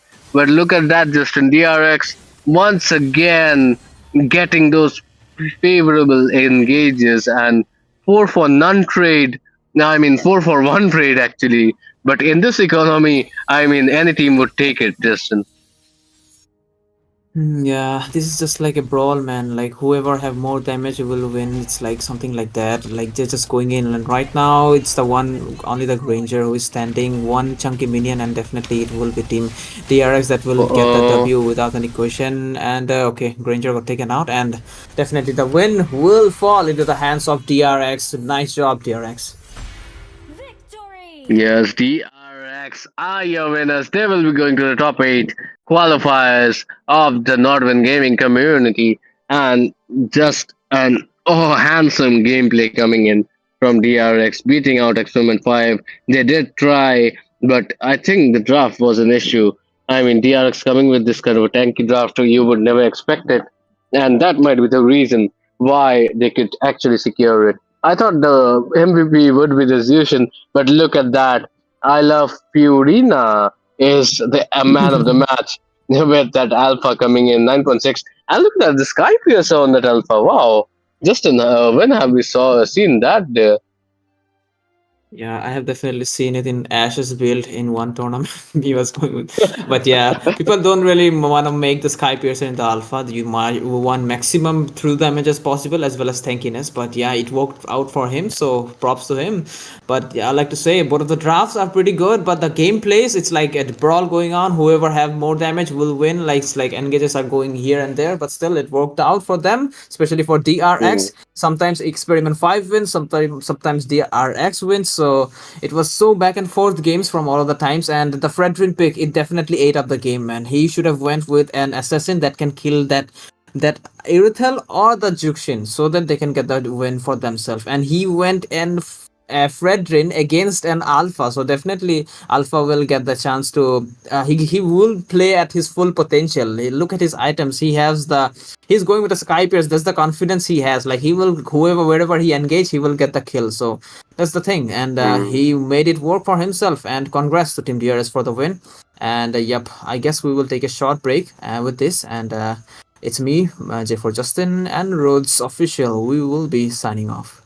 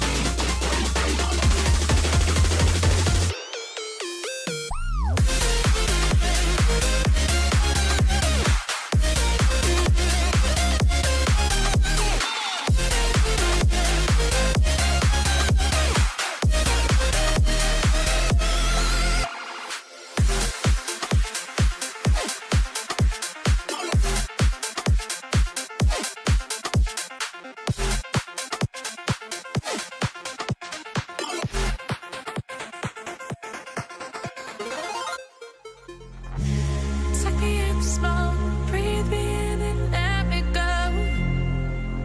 Filling the lungs inside you. In the blackened eyes, make my way into your mind. Just to know what you knew. Restless every time we start locking eyes.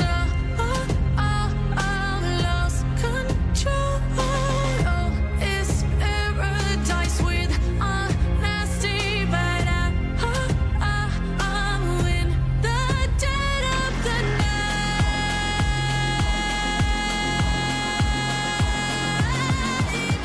Let the darkness take control.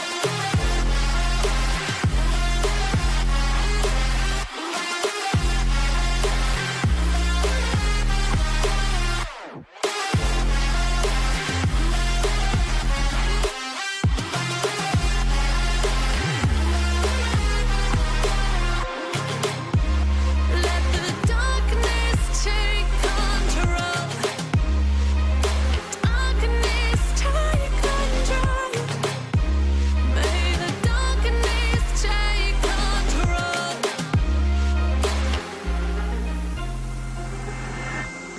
Take me in the smoke, breathe me in and let me go. Sink to your heart to find you.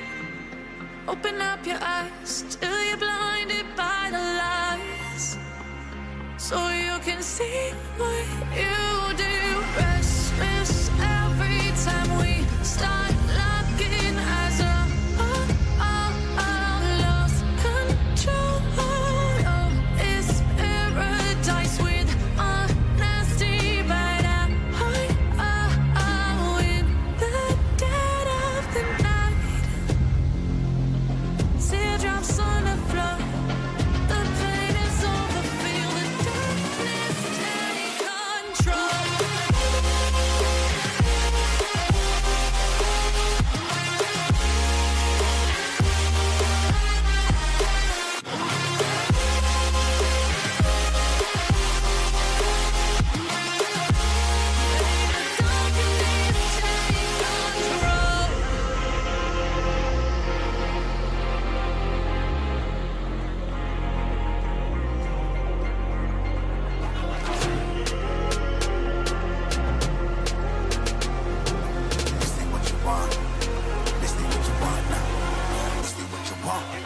Who alive can't put me in a box. I redefine any definition you got. I am the tiger, I'm making steps to the top. The flames, I rip it up, you just gotta hand me the rock. Take a seat, you cannot stand it. All I know, the flow harder than a Scotch bunny. Don't try studying me, you cannot manage. This ain't what you want, bitch, I'm a fucking phenomenon.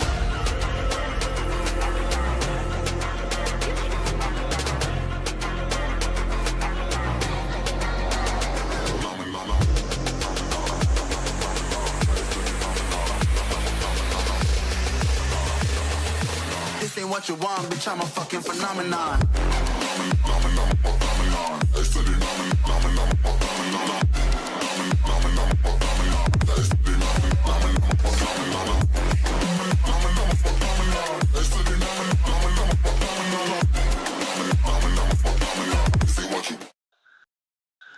So, good evening, ladies and gentlemen. This is the Nodwin Community Cup powered by Vista, brought to you by Nodwin Gaming Community.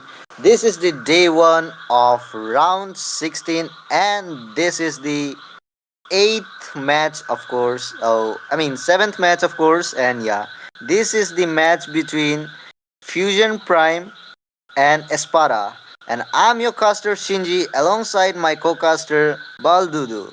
So, yeah, Baldu, how are you?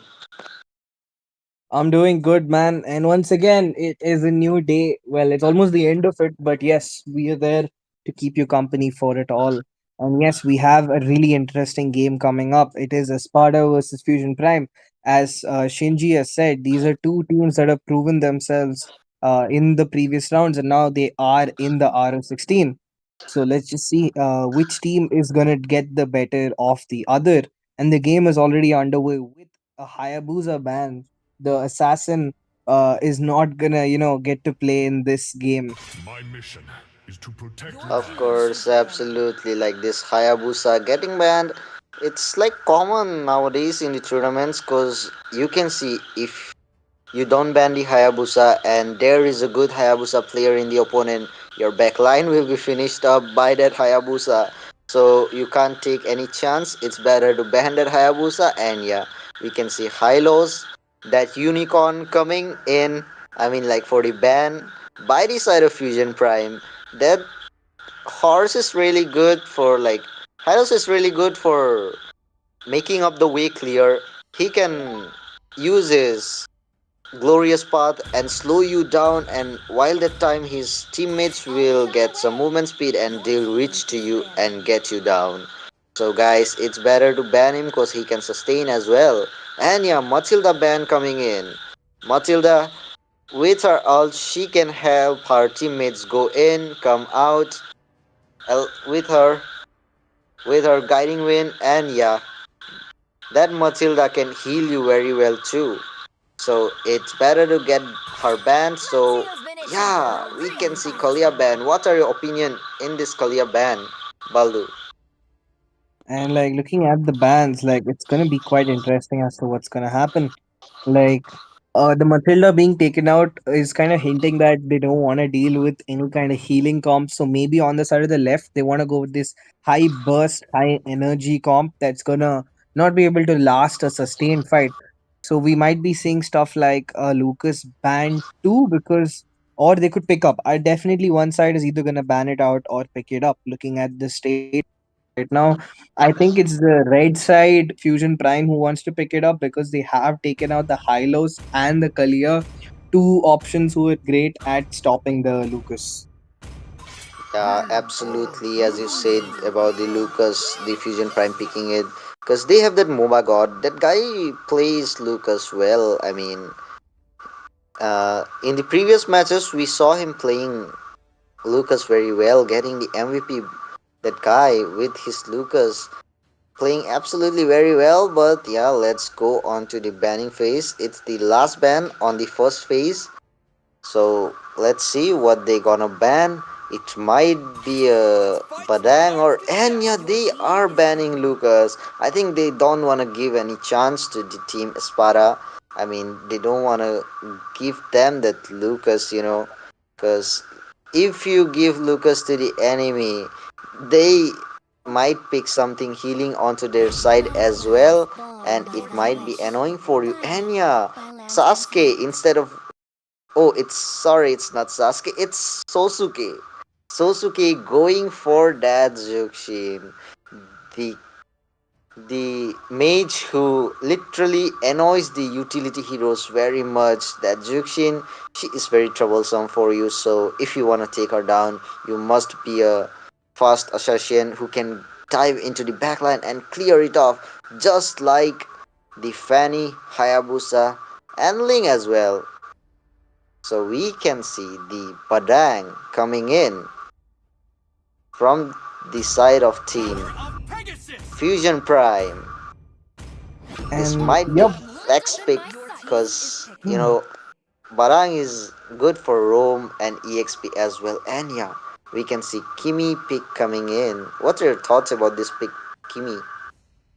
I mean, it's rare, and right? yep, I think we're finally gonna see Kimi taking action in this tournament. She's been picked very rarely so far, but very versatile in the gold lane as long as she gets that feel that she needs.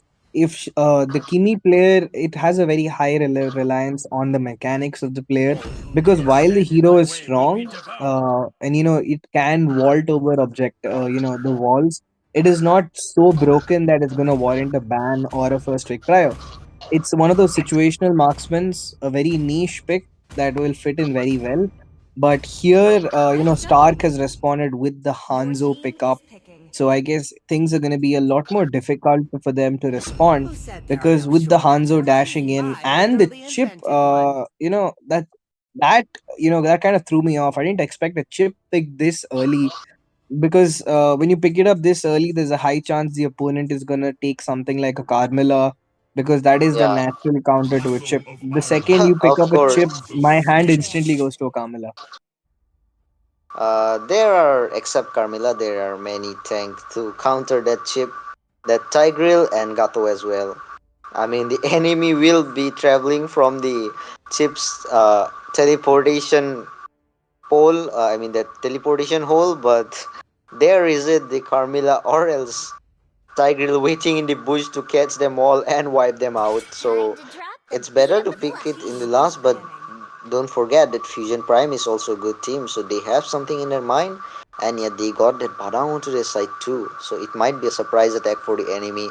Chip coming with that teleportation hole, and Badang coming in surprisingly, and it's a Tigreal ban. Yeah, as I said, Tigreal with his implosion, he can get the enemies very well. So it might be a trouble. That's why they banned him, and the Joy ban also there. Joy can come to the back line, so they banned it. I mean, Joy. I forgot to mention it before with the Ling Hayabusa, but yeah, Joy is also a hero which can take down Juxin. So I guess Team Espada choose to ban the Joy because of that annoyingness Joy has. She can come to the backline, take you off, and it might be annoying for you. And yeah, as we can see, the Farsa getting banned as well. Farsa, with her feather airstrike, deals a lot of damage. Even in the early game, Farsa has a good amount of damage. So when it's in the late game, she can finish you off with only two strikes of her ult, the feather airstrike. And if you know how to play Farsa, it will be really good for you because you can do a flicker Farsa combo as we saw before few matches ago. So yeah, we are going to see Moba God going for that Suyu, I guess. Yup, so that Suyu gonna be picked up, I guess. But no, he switches last moment and picks up the Brody instead. And I guess with that, they've kind of exposed their draft because now we know the Kimi is gonna be going into the mid lane instead. And since the opponent knows the Suyo is a possible pickup for their opponents, they're gonna try to hover on to something that can actually stop him. And there it is, the Akai and the Phobius being hovered over by the side of Espada. But it might be the Jaw instead. Grimjaw definitely wants to pick up the Phobius. He's kind of considering, does he want the Phobius or probably the CC? But I guess the Phobius would be the better option over here because of the amount of dashes, Chip, Badang, Kimi, all of these players bring to the field. And if the opponent picks up a Suyo or literally any other jungler at this point, that's going to be even more dashes for a fast activation. But I do get proven wrong because they're going to go in for the Carmilla in the end. It is the best counter to the chip. And there it is. The Kamla going to be picked up with the bloody curse to link up, and Hilda to be the harass onto Kimi and Brody. So overall, a very convincing draft coming in from the side of Espada, but it's up to Fusion Prime. Let's just see what does Moba God pick up for the final pick.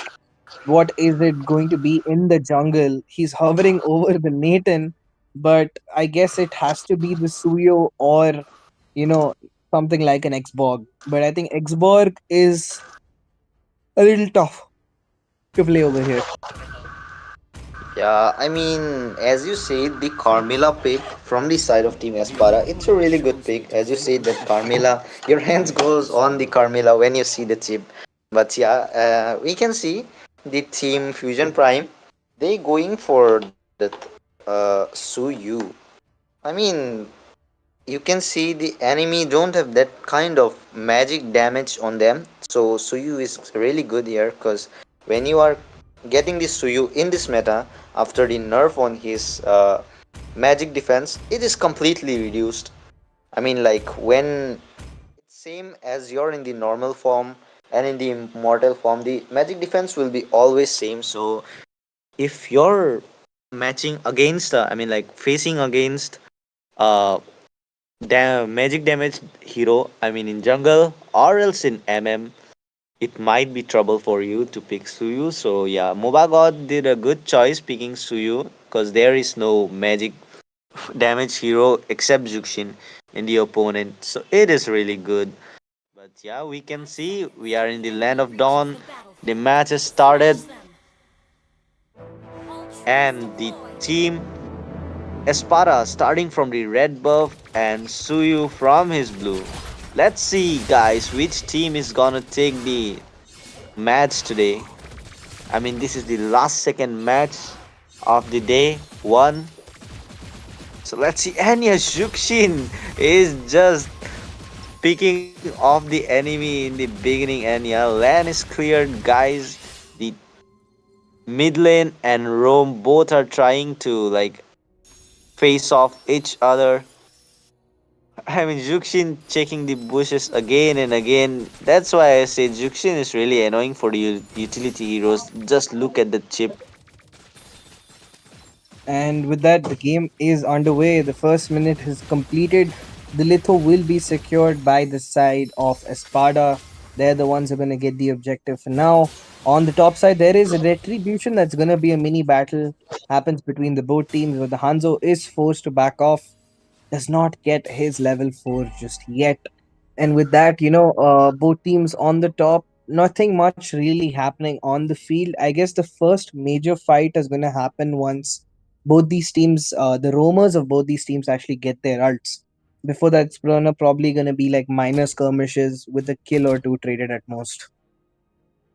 I think it might be a turtle fight there because most of the times when players play like teams play safe, they usually go and face each other in the turtle, and it becomes a really intense fight. That how the player gets the retreat onto the turtle, which player got the better retreat. So let's see, guys, what they gonna do. But there is an upper hand onto the side of team, Espada, cause they have that Hanzo, and Hanzo, don't forget him. He can use his abyssal demon form and come onto you for getting the turtle.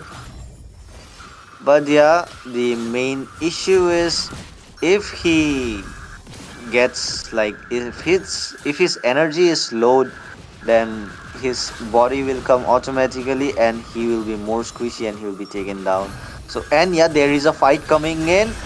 The turtle will be secured by that Suyu, and there is a fish break coming from that Badang, and the double kill goes to that Badang.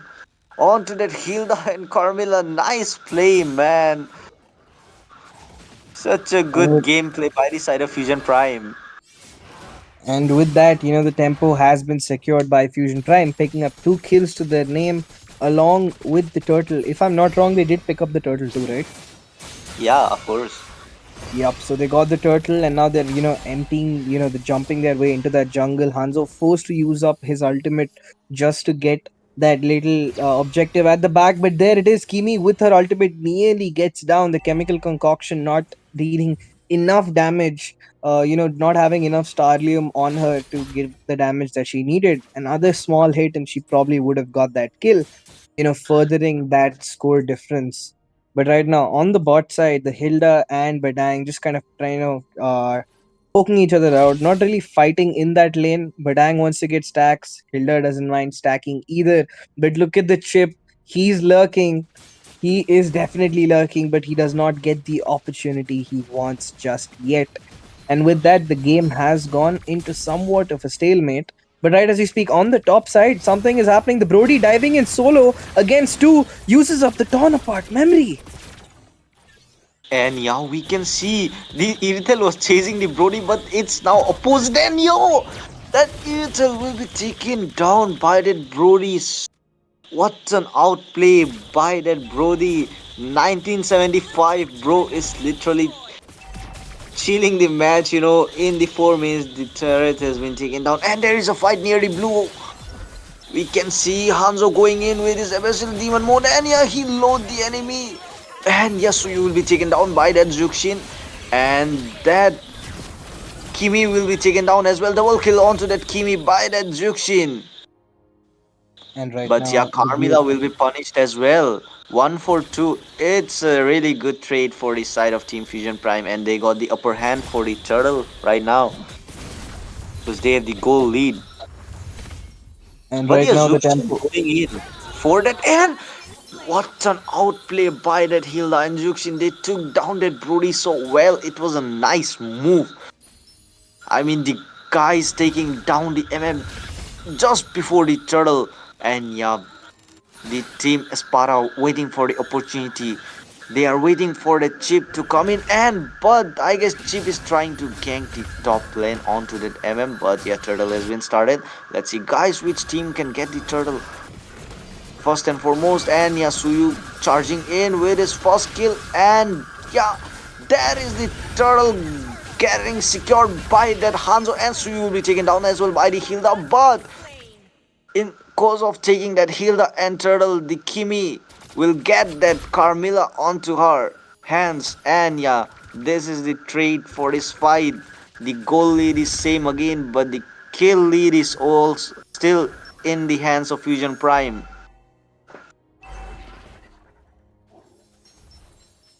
And with that, the scoreboard is finally catching up. Espada is making their way back into this game. While the Kimi mid did have a better impact in the early game, Zuzhan is finally catching up. While she has a little pressure, in that jungle, the presence is much stronger in terms of invade because she pairs really well with that chip from the early game itself.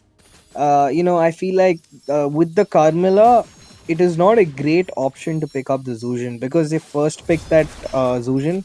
They kind of forced, even when they took that Carmilla, there's not much impact in the mid lane, especially in the early because Hanzo has no damage.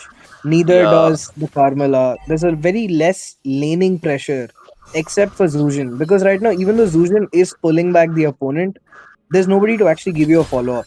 Because normally, if you had any other roamer, they would have been a follow. But right now, there's a fight, Sinji. And there is a fight in there, and I guess Hilda will be taken down. But Hilda and yeah, she'll be taken down by that Suyu. And that Suyu will be punished instantly by that Iritel. Nice gameplay coming in, 1 for 1. It's a fair trade, but the goal lead is still same.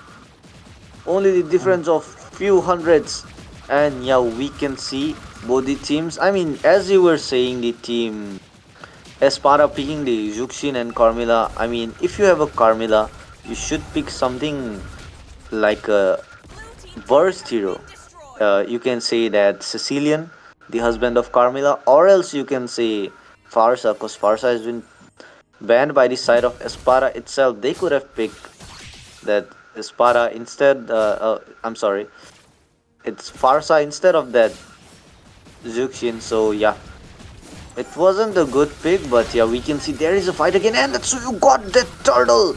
Nice retreat gap, and that Brody coming in with his torn apart, and that Carmilla will be taken down by that Badang.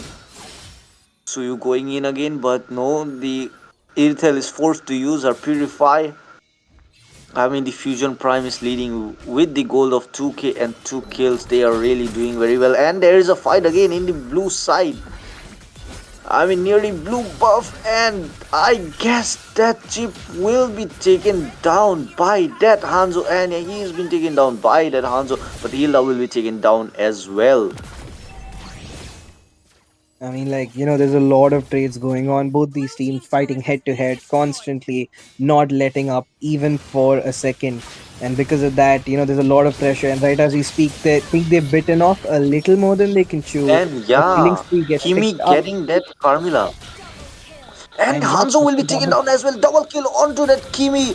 Kimi with that amount of damage, and that Brody will kill that Iritel again with that torn apart skill. I mean, this team Fusion Prime, what are they doing really, man? They are just dominating the whole match. And right now, in terms of map control, along with Gold Fusion Prime, definitely, ranking number one between these two teams. But the game is not done just yet. They just have to hold on for a little longer and hope that their Irithel does get back online. Because in the late game, all of these heroes will, on their side, will scale up eventually. Because Hanzo is great from all game, from the mid game to the late. Irithel comes online in that late. Whereas on the opponents, they have to ensure that their snowball keeps continuing. They can't let up on that goal lead even for a second.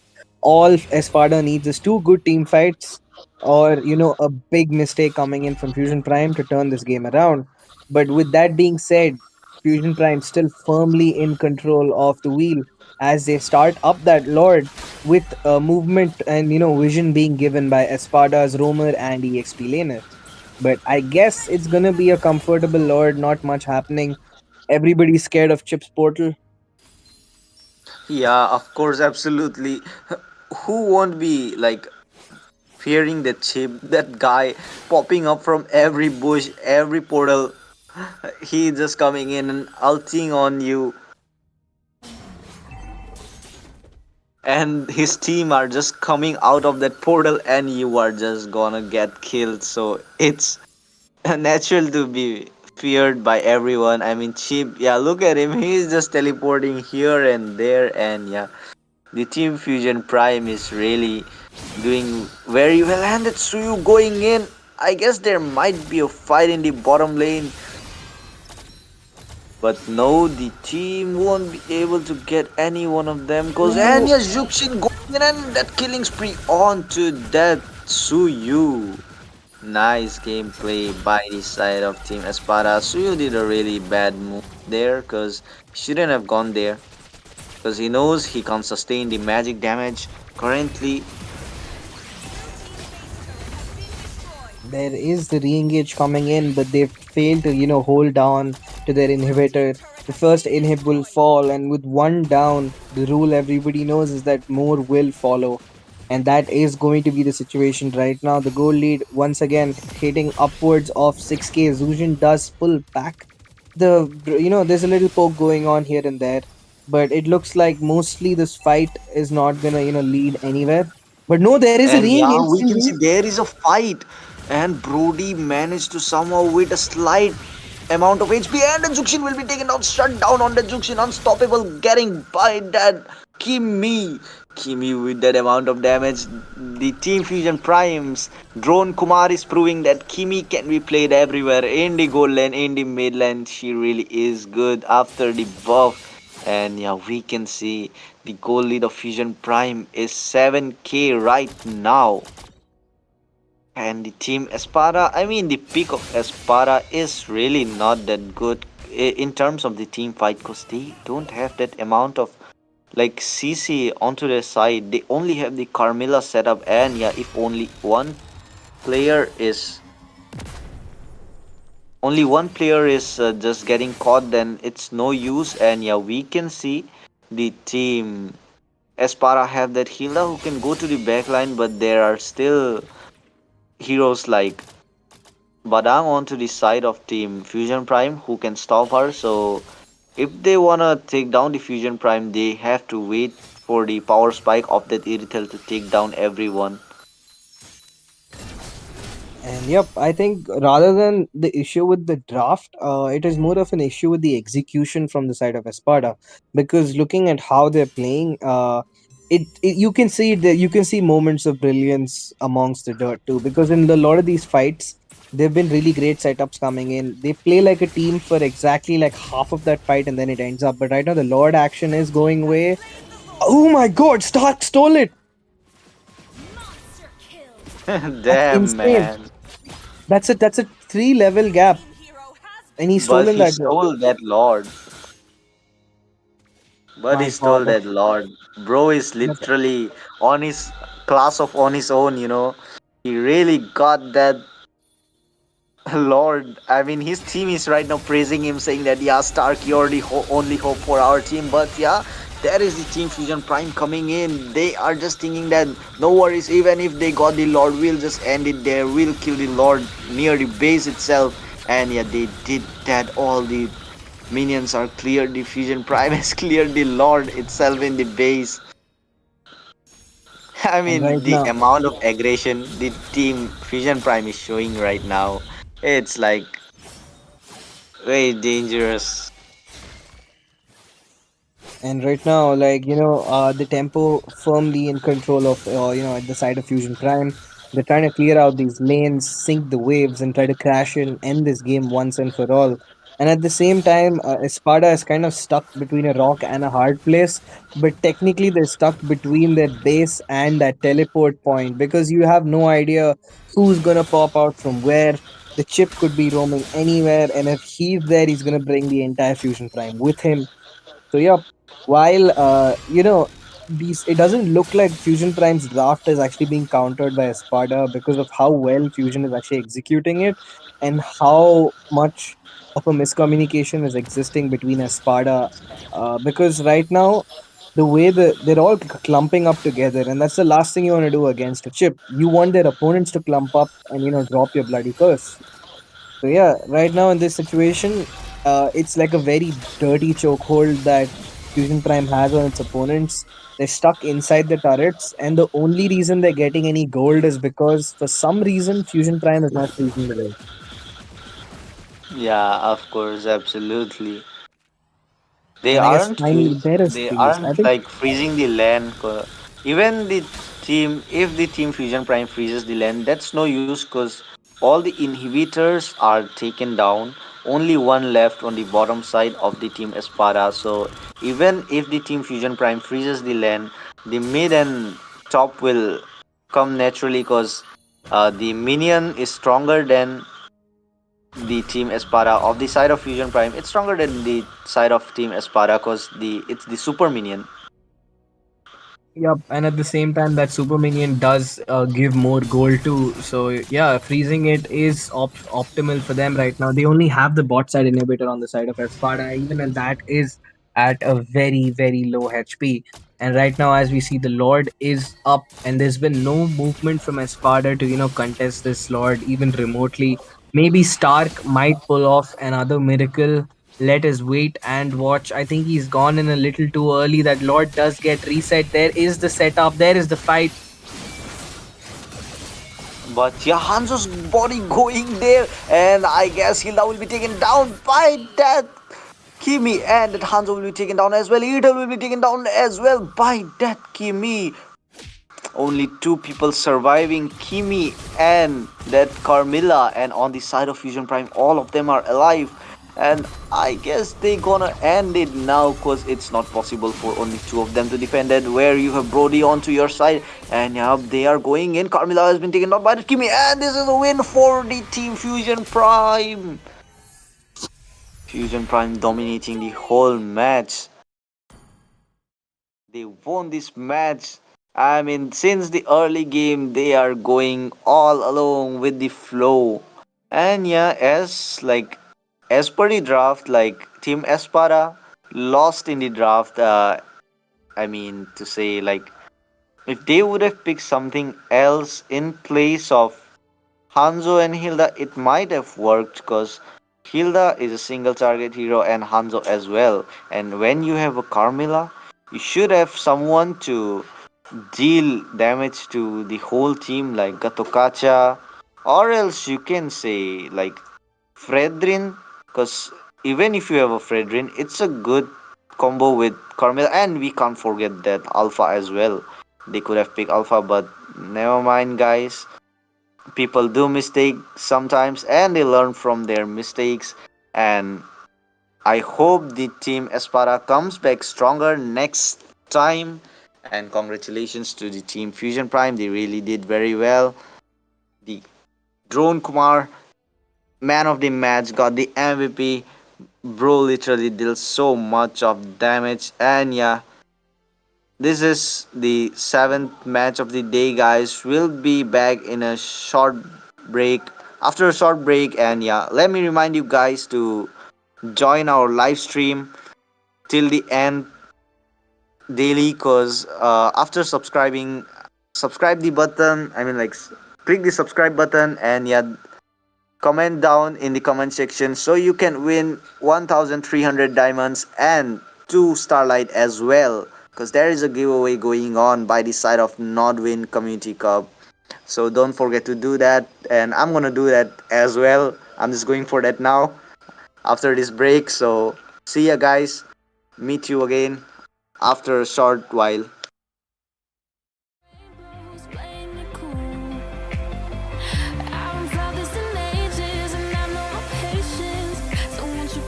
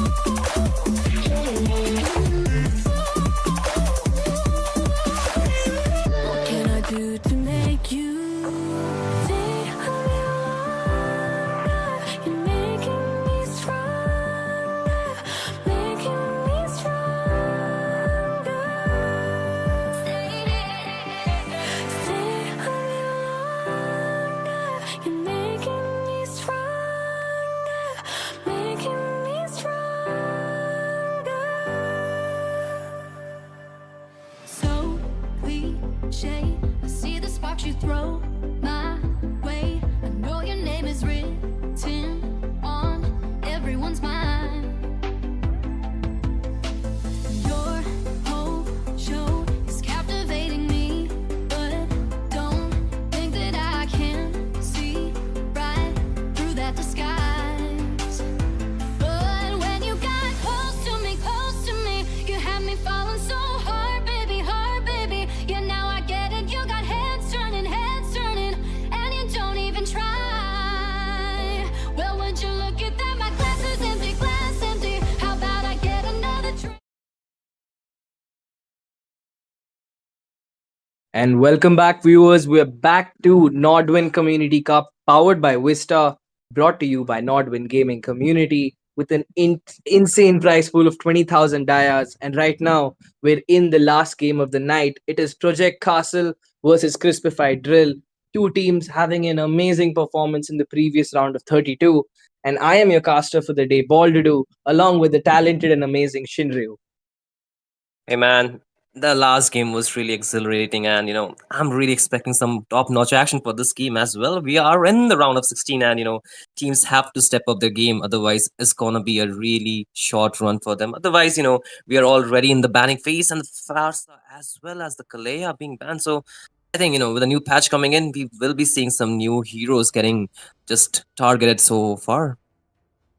Yup, and already I guess we kind of have, like, with the new patch coming out, there was a little confusion for the first few days, but I guess that's been cleared up because there not been too many major changes, and whatever changes have been made usually just get banned out. Like the Yeah. glue, I'm not seeing him really picked up too much because with the new patch, like it's really hard for a Vexana and Faramis to actually counter him because he stays in the alt form, like in the goo form, for just 2 seconds. So Yeah, yeah, I he's mean, really annoying to deal with right now. yeah, along with the glue, we do see some new faces, right? I feel like I do got to see, in the last patch, we saw the Serena rising in the mid lane along with the Jawhead. The combo still is viable, and a lot of the times, the pick off kind of gameplay has really been working for a lot of team. With the Kalea being added, with the Badang, these heroes can get so nice sets, and the rest of the team can just go in and dish in the damage, and that is the reason why they are banning it out, right? And I feel this might just open up a lot of different heroes. Like you mentioned, the glue is still open and up for the side to take. Like either of the team can go for that hero as well. I feel like the gold lane has dropped down considerably, but again, there's some new faces that are rising into the different position. Maybe in the roam, we can see some new picks that can debut in this game. Yup. And yup, the Julian is what gets is the final ban for the first phase of the bans from the side of Project Castle. Let's see what is the response from Crispified Drill. Like Penguin, who had a really great performance in the previous round, along with Snowdrop. I mean, these two, the synchrony between these two is something that Project Castle has to watch out for. And at this point, whatever major mistakes most teams have, teams which keeps repeating the same mistake have been eliminated by now. So in the top 16, making Mhm. even a single mistake is a very expensive one, because sadly, while these are really good teams, we just can't afford to have a best of 3 for every single one. Yeah. I mean, if you overstay your welcome, it's gonna be detrimental, right? You cannot expect the teams not to punish you, and the last ban would be the Matilda. So this does open up lot of heroes like the chunky boys for the exp as well, a lot of flex heroes. And I feel they can go for the Garud Kacha, or even the Hylos is still viable, but again, the Zushin we saw in the last game has not been working too well, because you need a good hero to combo with, right? And in the last game they had that Carmilla, which was not really an ideal matchup, I would say, but again, I think it's up to the players how well they can utilize the hero. And the first pick would be the Luke, is still viable even at a lot of position. And I feel this game, it should be going into the jungle because it has a retribution. So I think it's a good start for the side of team Project Castle. And yup, it is definitely a good pick for them, because I guess this is exactly what Crispified Drill was drafting for. They had a very, very similar draft in the previous round, and they instantly picked up the Lucas in the jungle. So by denying that Lucas, I think they've already, it's like you've taken the first step in that match. Oh. At the same time, Mhm. you have given up the Zuzhin. Hiroshima is hovering over a few very interesting options, but Oh. ultimately it will be the glue And yes, I am biased towards Glue because I love playing this hero. I love how versatile he is. So yes, a good healer is does not necessarily lose a lane because his Hmm. primary focus should be on the team fights. He has a great lane clear, but it kind of depends on how well you play those ults. Because if you're just gonna keep getting baited into the turret, uh, there's not much value as an EXP laner. I mean, a lot of the times it's not only the matchup, but how much you can give the worth to the team fights, right? The zoning Exactly. really needs to be really up to the mark, because if you're only winning the lane and cannot contribute to the team fight, then that's not gonna do much. You need to rotate as an EXP laner to the team fights to give most space for the rest of the team to gain control around this, turtle pit, the lord pit. So I think the zone control will be really important, and that's what team crucified drill are going for. They have three really great heroes who can zone so well. And what do the side of team Project Castle answer with? Because they have their goal lane, and that is going to be the Brody, and it's like the overtime scaling is good, but in the early game it cannot shred the tanky hero, so that can be a problem for the side of Project Castle, I feel, though. Definitely. And like you, that point you made about EXP learners have to actually open up that map, because I've seen a lot of times in when you go for solos and stuff, you see most of the EXP learners trying to focus on getting that turret push on their own lane. They're stuck there the whole game. But if you Yeah. come into competitive play, the EXP learner's value is not on how much gold he earns, how much turrets he hits, or his damage stats. It's completely based on how much space he gives to his marksman and the playmaker. Because the more Yeah. attention you attract to yourself, the more you disrupt their formation, the better for your team. And speaking of disrupting formations and causing a mess, both the third picks from both the teams are really really annoying to deal with. The CC is someone who you have to watch out for, because you do not want to clump around her, and similarly you do not want to clump around a Gatot Kutch with his AOG at the ready. Yeah, I mean, the CC got the buff in the last patch, right? And it's still so strong. And the amount of shred it can provide to the team, the tanky boys need to be really careful around that hero. And I feel the Glue can do a really good job zoning the heroes. Like you mentioned, the 2-second ultimate is not really easy to counter out, right? And so far, you can see the target ban is on to be going to the mid lane. And they also ban out the Hylo. So the frontliners are also being denied to the side of Team Project Castle. So what other options do they have? They need a good set maker. I think a lot of tanks are still open and viable for this draft, but again, the mid lane is where the entire tempo of the game is going to be set around. So they need a really good control mage. I feel like the crowd control department is kind of lacking from them so far with the picks they have. But however, they need a little bit more damage. That is where I feel they're lacking. Yeah, so yeah, the damage stats coming out from the side of Project Castle is definitely doing good so far. I'm kind of surprised at the carry ban, because when you've taken out the carry, it's kind of hinting as to what exactly you want to play. I would have probably Hmm. opted to go and put it in the fifth ban, because you're kind of doing it this early. It's kind of expected that yeah, these guys are gonna pick up tanks, and by doing that instantly, the Hylos gets banned out as the last ban by CrispifiedDryll. No hesitation coming in from them. The second they saw, like, okay, the carry is taken out, yup, the Hylos is going to go out too. There's no chance for Project Castle to pick it up for themselves, but they still have options like the chip. You have the Tigreal, and interestingly, right now I've seen I don't know if this is just within Nodwin or the community in general. I'm seeing a lot of Belleric picks against Zuzans. Oh. A Mm. lot of Benedict picks, a lot of them. Even I was quite confused why this is happening, but it seems to be working because it has a very high win rate so far. Uh, Oh. so yeah, Mm-hmm. Man, I like the Clint. With the recent buff he received, the damage output is really so good from the early game itself, and that really works out well. And so far, wait, they want to go for a support kind of heroes with that quick? I mean, it kind of works. With the Lucas, you kind of require a little bit of extra heal to give him more sustenance into the team fights. But again, the Florian's heal, you guys have to be reminded, it cannot be cancelled with any anti-heal item because it is a global heal, plus it cannot be just counter out with normal anti-heal items. So that can work really well if they can sustain those team fights a lot longer, because against those chunky boys, if you can sustain longer with the heal, it can work in your favor. So I feel Project Castle, they have a really good idea with their draft so far, and I like what I see so I'm really it might be sounding biased, but I think the Florian really works well with the Lucas so far. And yep, the draft is complete from the side of Project Castle. I'm a little skeptical on how well they're going to be able to, face tank or deal with Crispified Drill in these team fights. Because Mhm. while the CC can harass, you can't stop him. You can't, really stop a Gutout from diving in your backline with an AOG. You have to deal with Yeah. the Glue, who's also going to jump in with a Flicker.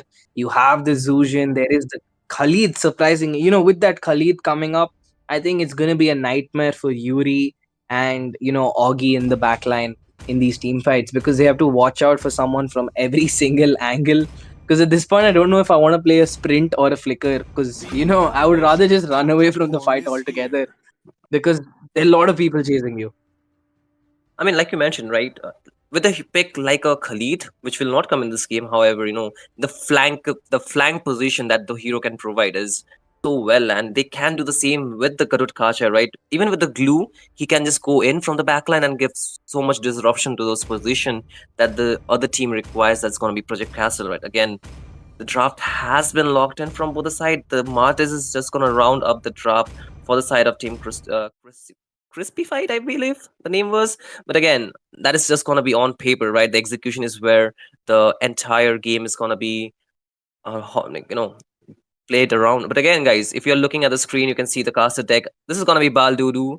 Along with me, I'm Shinryu, who is looking like a Balmont, who's not as handsome as Baldudu. But again, I'm going to be casting this game alongside him. So let's see what will the last game hold for us. It's going to be if it's going to be a one-sided dominance, or will we see a back and forth game.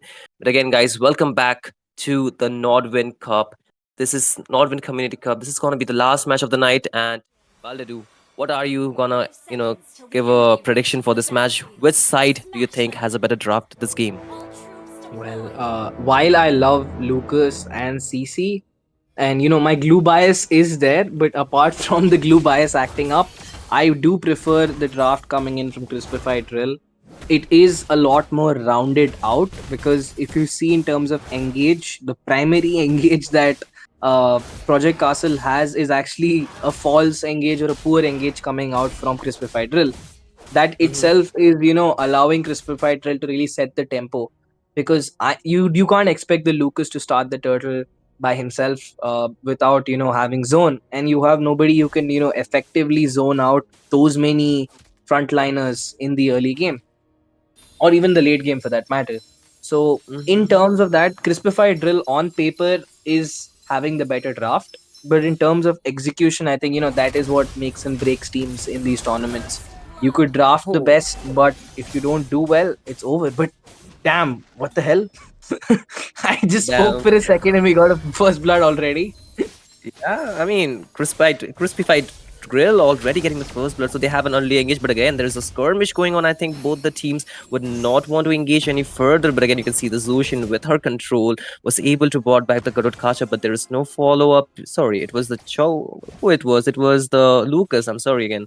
The skins are really confusing at this point, guys. Don't mind me. But again, the first blood going into the hands of CD will be giving them the advantage with the goal lead. They already have a 500 lead so far. So with the first hurdle coming up, I think the side of CD, they should be getting the prio, the control over that glue has yet to reach level 4. So once he goes in, he might be able to zone even much more further. But again, this is gonna be a really battle of the control. Who can get more zoning? Who can get more tempo into the game? So this is where the side will be lacking. But again, with the first hurdle coming up, I think both the teams would want to get their hands onto it. Definitely. And with that, so far, CD does have the tempo advantage. While, I think Blue is bit off a little more than he can chew. Forced to flicker out over there. CC does pop the Vengeance. The Sacred Beast form is going to be used. The AOG is there to interrupt the Lucas. Who's going to get the retribution? It is Snowdrop who buys it and gets time for his team. Secures the objective. And looks like there is a massive re-engage coming in from Snowdrop. He gets the second kill along with that turtle.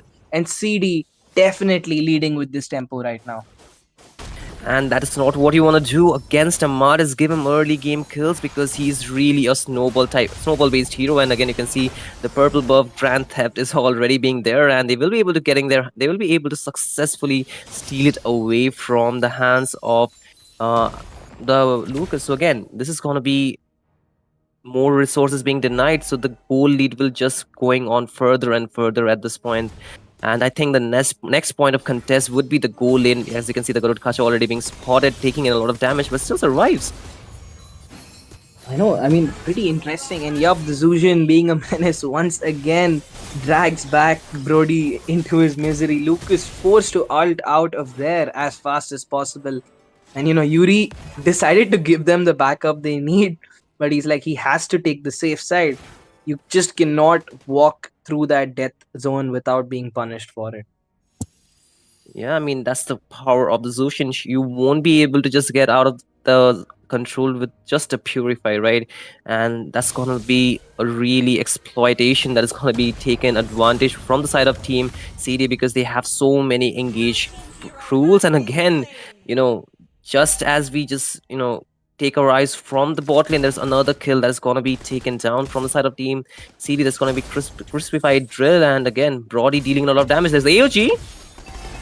Ooh, big clap coming in. There is the dawning light from the Xavier. Augie, despite being caught out by 4, does get a kill in response. While, it is still a losing fight for them, at least finally, PC is on the scoreboard. Yeah, so far the kill is being, kill lead is being taken down from the side of Team CrispifiedDryll. They have the control of the kill pressure as well as the goal lead is favoring them. But however, this is just gonna be going from bad to worse if they cannot maintain it. But again, you can see this is where the side of Team Project Castle would want to contest. Once again, the turtle will be getting into the hands of Team CD, so they are able to just get the control of this neutral objectives pretty easily, because they have so much zone and there's nothing the side of Team Project Castle is going to be PC could do. They need to really protect their jungle, as the lead game is somewhere where they can fight back, get some objectives, get some kills, and might be able to turn around the game. It's just the battle against the time at this point.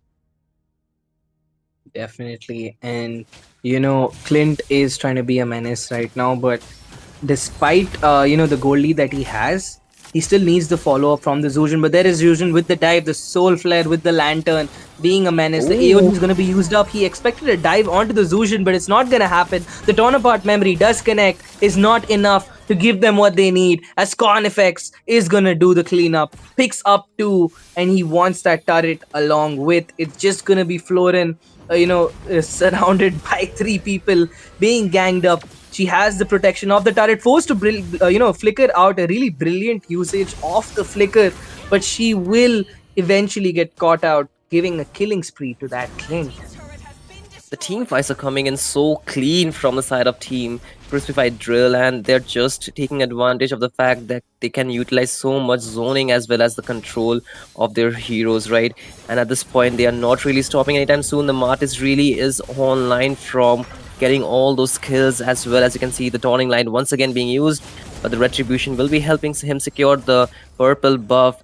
And so far, the team fights has not been really favoring the side of Team Project Castle. They need to get some kind of retribution for all the resources that they have been denied so far. But again, there is the pressure being built up into his own jungle. How can this Lucas be farmed up if he cannot freely move around his own jungle is the question. But with the last turtle coming in, I think Team CrispifiedDryll would want to take it. But again, the Clint going in. Oh my god, if it was not for Florin's heal, I guess we might have been seeing another change in that scoreboard. And definitely not in Project Castle's favor right now. The Dawning Light does connect, but right now it's just very difficult for Lucas to even get in anywhere. Right now, he's having difficulties to get his own red buff. He's taking more than 30 seconds because of the amount of zone that's being put in. The AOG is going to get used up as I speak. There is a dive in the flick in. A really aggressive play coming in from the glue. He gets 3 people knocked up. But the Lucas will finally get a kill. Nearly gets one more. On the backline, look at CC being a menace, trying to catch them out. Gets taunted up. The Vengeance is going to be popped. He will have to back off. as his battle spell along with his HP start running out. Finally, some kills to the side of Team Project Castle. They get two for all the team fights that they have been taken down so far. But again, the side of Team CrispifiedDryll, they will be able to get down the second tier turret onto the mid lane. So they're getting more map control, more map pressure towards the side of Team Project Castle. So with the next lot coming in real soon, I think they would want to just get it for themselves, open up the inhibitor turrets, and build even further more pressure so they cannot even come out of their bases. And at this point, I think the Clint is getting a lot of resources, right? The item buildup should be around 2 to 3 items for most of the heroes. Like you can see, the Clint is already on his way to make his third item. He has got the Hunter Strike as well as the Endless Battle. So the Endless Battle really gives him a lot of scaling. Zushin also has a Sky Piercer, and this is going to be a bad news because the low HP targets would really struggle. But look at the side of Team Project Castle. There's another fight going on onto the bot lane, though.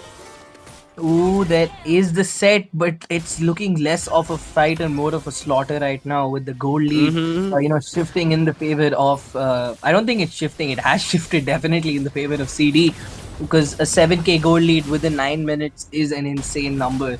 Because at this point, despite Lucas dropping his full ult, there is barely any damage being taken up by Clint. He's basically healing up with his basic attacks at this point.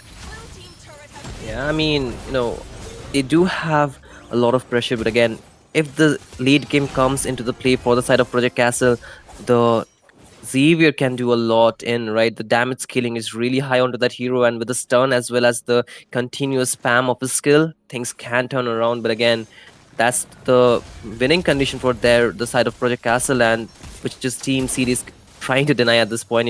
They're trying to just get over this game as soon as they can. The Lord will be secured from their side, and right now they should be just sinking the waves. Just wait for the Lord to come in and just try to open up the inhibitors even furthermore, as the second tier turrets are not there standing for any much longer. The top lane is the only one where the turret is there. However, with the constant pressure, I think it's just about time where they might lose even the rest of the turret that is standing. But again, on the top lane, the glue is taking a lot of damage but should be able to walk out. But the rest of the team is there to clap back onto the CC, taking a lot of damage. Should be okay, no? The AOG is gonna disrupt Lucas from getting the follow-up he needs. The shutdown finally there. Brody does get a kill, but there is the Wind of Nature that's gonna bait him out, as the Brody will have to back out. The Dawning Light fails to connect, and it might have been the kill they needed to bounce back from this fight. While they have bought themselves some breathing space, it is not enough, as the Clint and Glue are still up to create absolute carnage in the backline of Project Castle. Yeah, and the first inhibitor turret has already been taken down from the mid lane. They are able to successfully clear the Lord in, and at this point, they just need to even wait for a bit longer. But again, you can see the scaling, the damage from this Xavier is really popping off real soon. So I think it's just about time where the game can turn around. That is only the key to victory the side of Team Project Castle has at this point. The Xavier has almost been untouched during the entire of this game, sitting at a score of 0-0-4. And I think they need to put their bet onto that hero. Should give him the resources, the minions, as much as they can to get him closer to his complete build, and just pray. And at this point, they should be getting their prayers done properly, because they need a lot of miracle plays to turn this game around. With the goal lead the side of Team CD has, they can force in, but they're just playing the discipline route. They're just waiting a bit further long so they can get the Lord. But again, you can see a lot of damage onto the Glue is forced to just get out of the harm's way at this point. It's just gonna be one mistake and the game can just change the shift from one team to the another. Definitely. I mean, right now the win condition for Project Castle is just to survive, because the last thing you want is your castle to be infiltrated by a crispified drill. You don't want your project to crumble before it reaches the finals, because that's what every team wants to do. They want to hit that finals, get the glory and the 20,000 dice that come with it. But right now, Glue will not gonna let that happen just yet. Diving in, taking the poke for you buying that vision, and at this point, I think they can just hold on and freeze the wave. The lesser gold you give Project Castle, the easier it is gonna be for them when they do siege them with that Lord.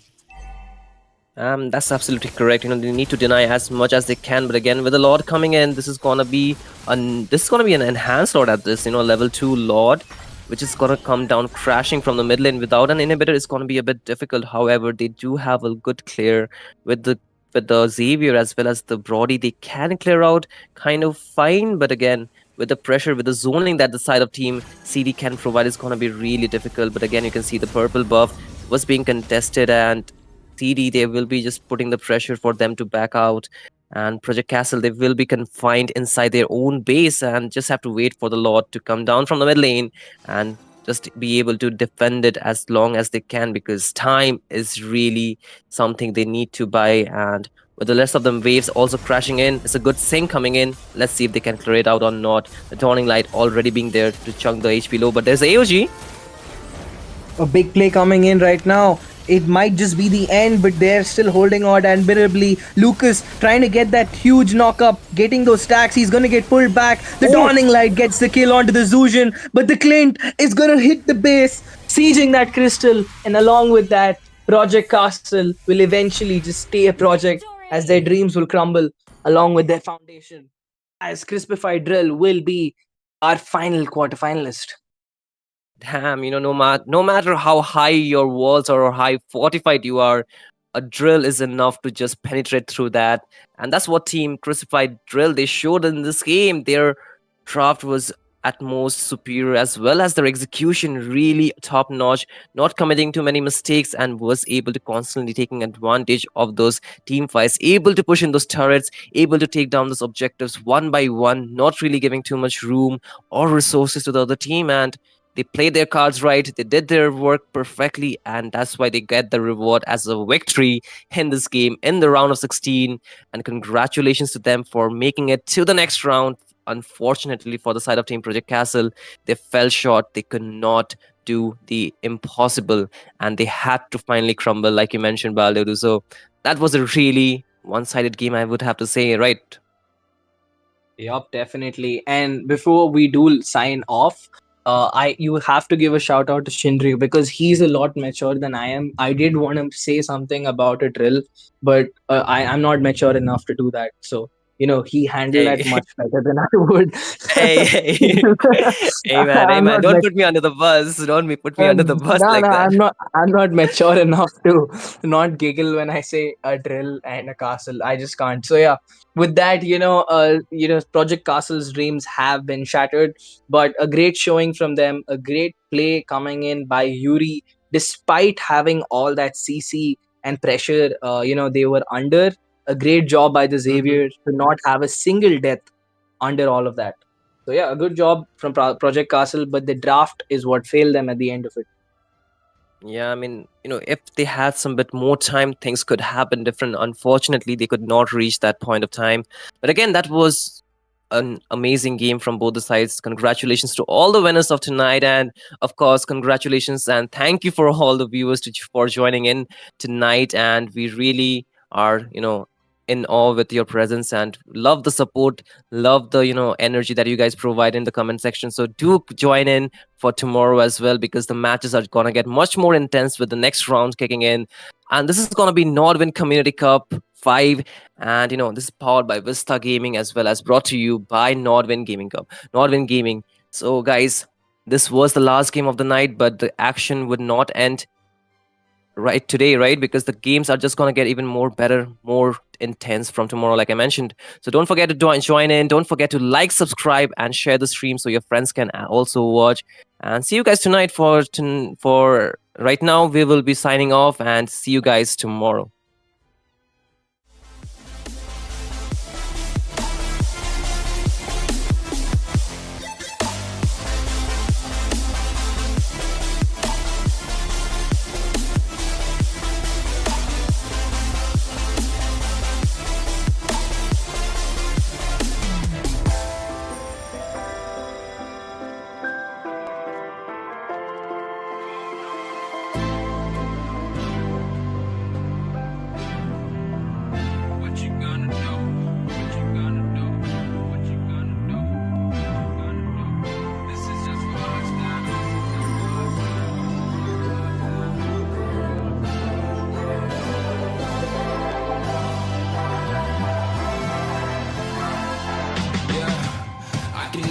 ever find the right words. And there's no way this is real life. There's no telling you're the right girl. So I can only say that it feels right. It feels right. It feels right. Yeah, I can only say that it feels right. It feels right. It feels right. Yeah, I can only say that it feels right.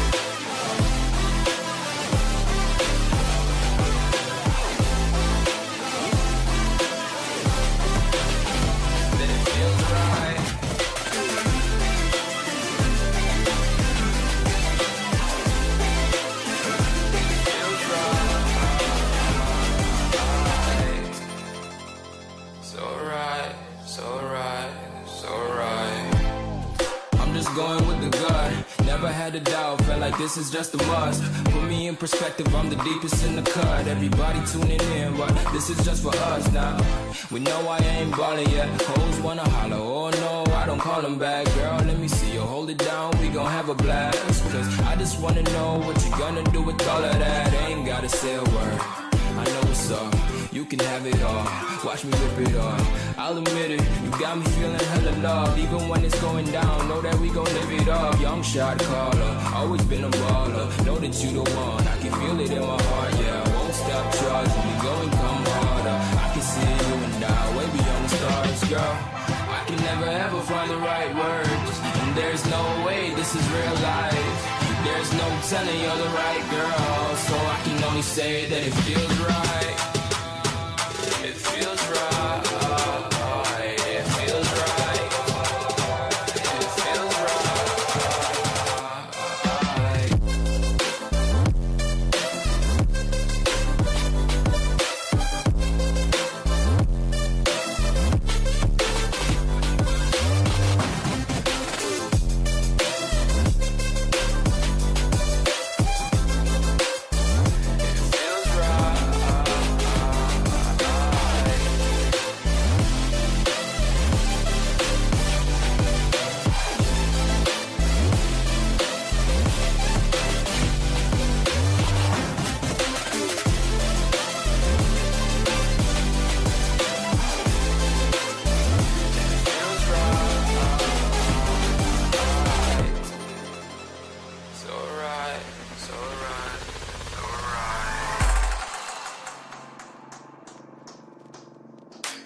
up in the party, flyer than everybody.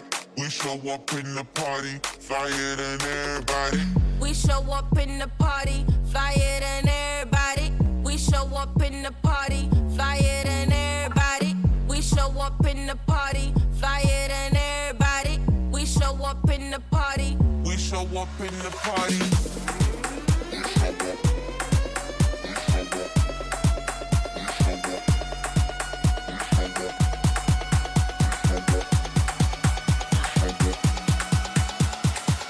We show up in the party.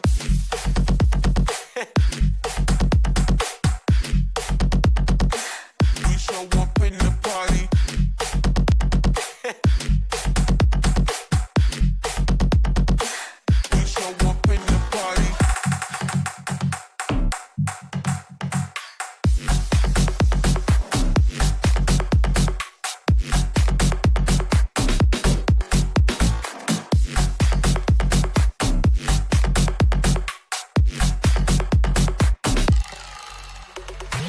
We show up in the party, flyer than everybody. We show up in the party, flyer than everybody. We show up in the party, flyer than everybody. We show up in the party. We show up in the party.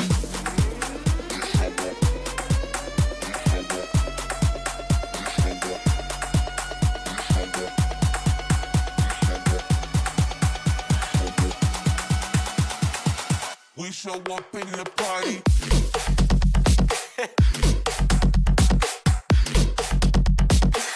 We show up in the party.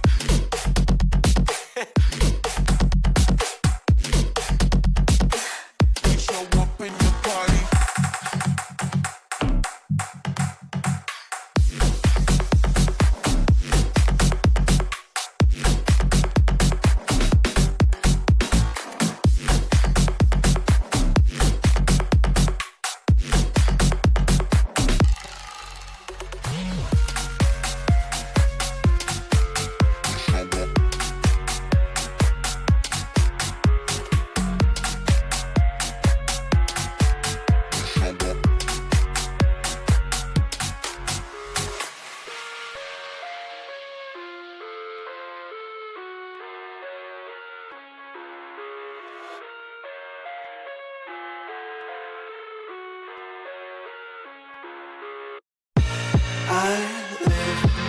my own world of make-believe. Kids screaming in their cradles, profanities. I see the world through ice covered in ink and bleach. Cross out the ones who heard my cries and watched me weep.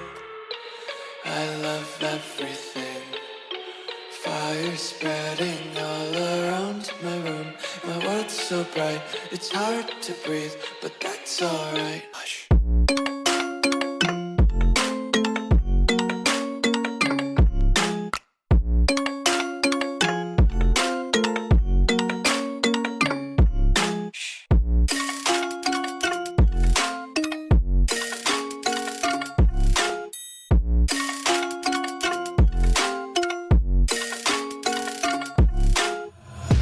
Take my eyes open to force reality. Why can't you just let me eat my weight in glee? I live inside my own world of make-believe. Kids screaming in their cradles, profanities. Some days I feel skinnier than all the other days. Sometimes I can't tell if my body belongs to me. I love everything. Fire spreading all around my room. My world's so bright, it's hard to breathe, but that's alright. Hush.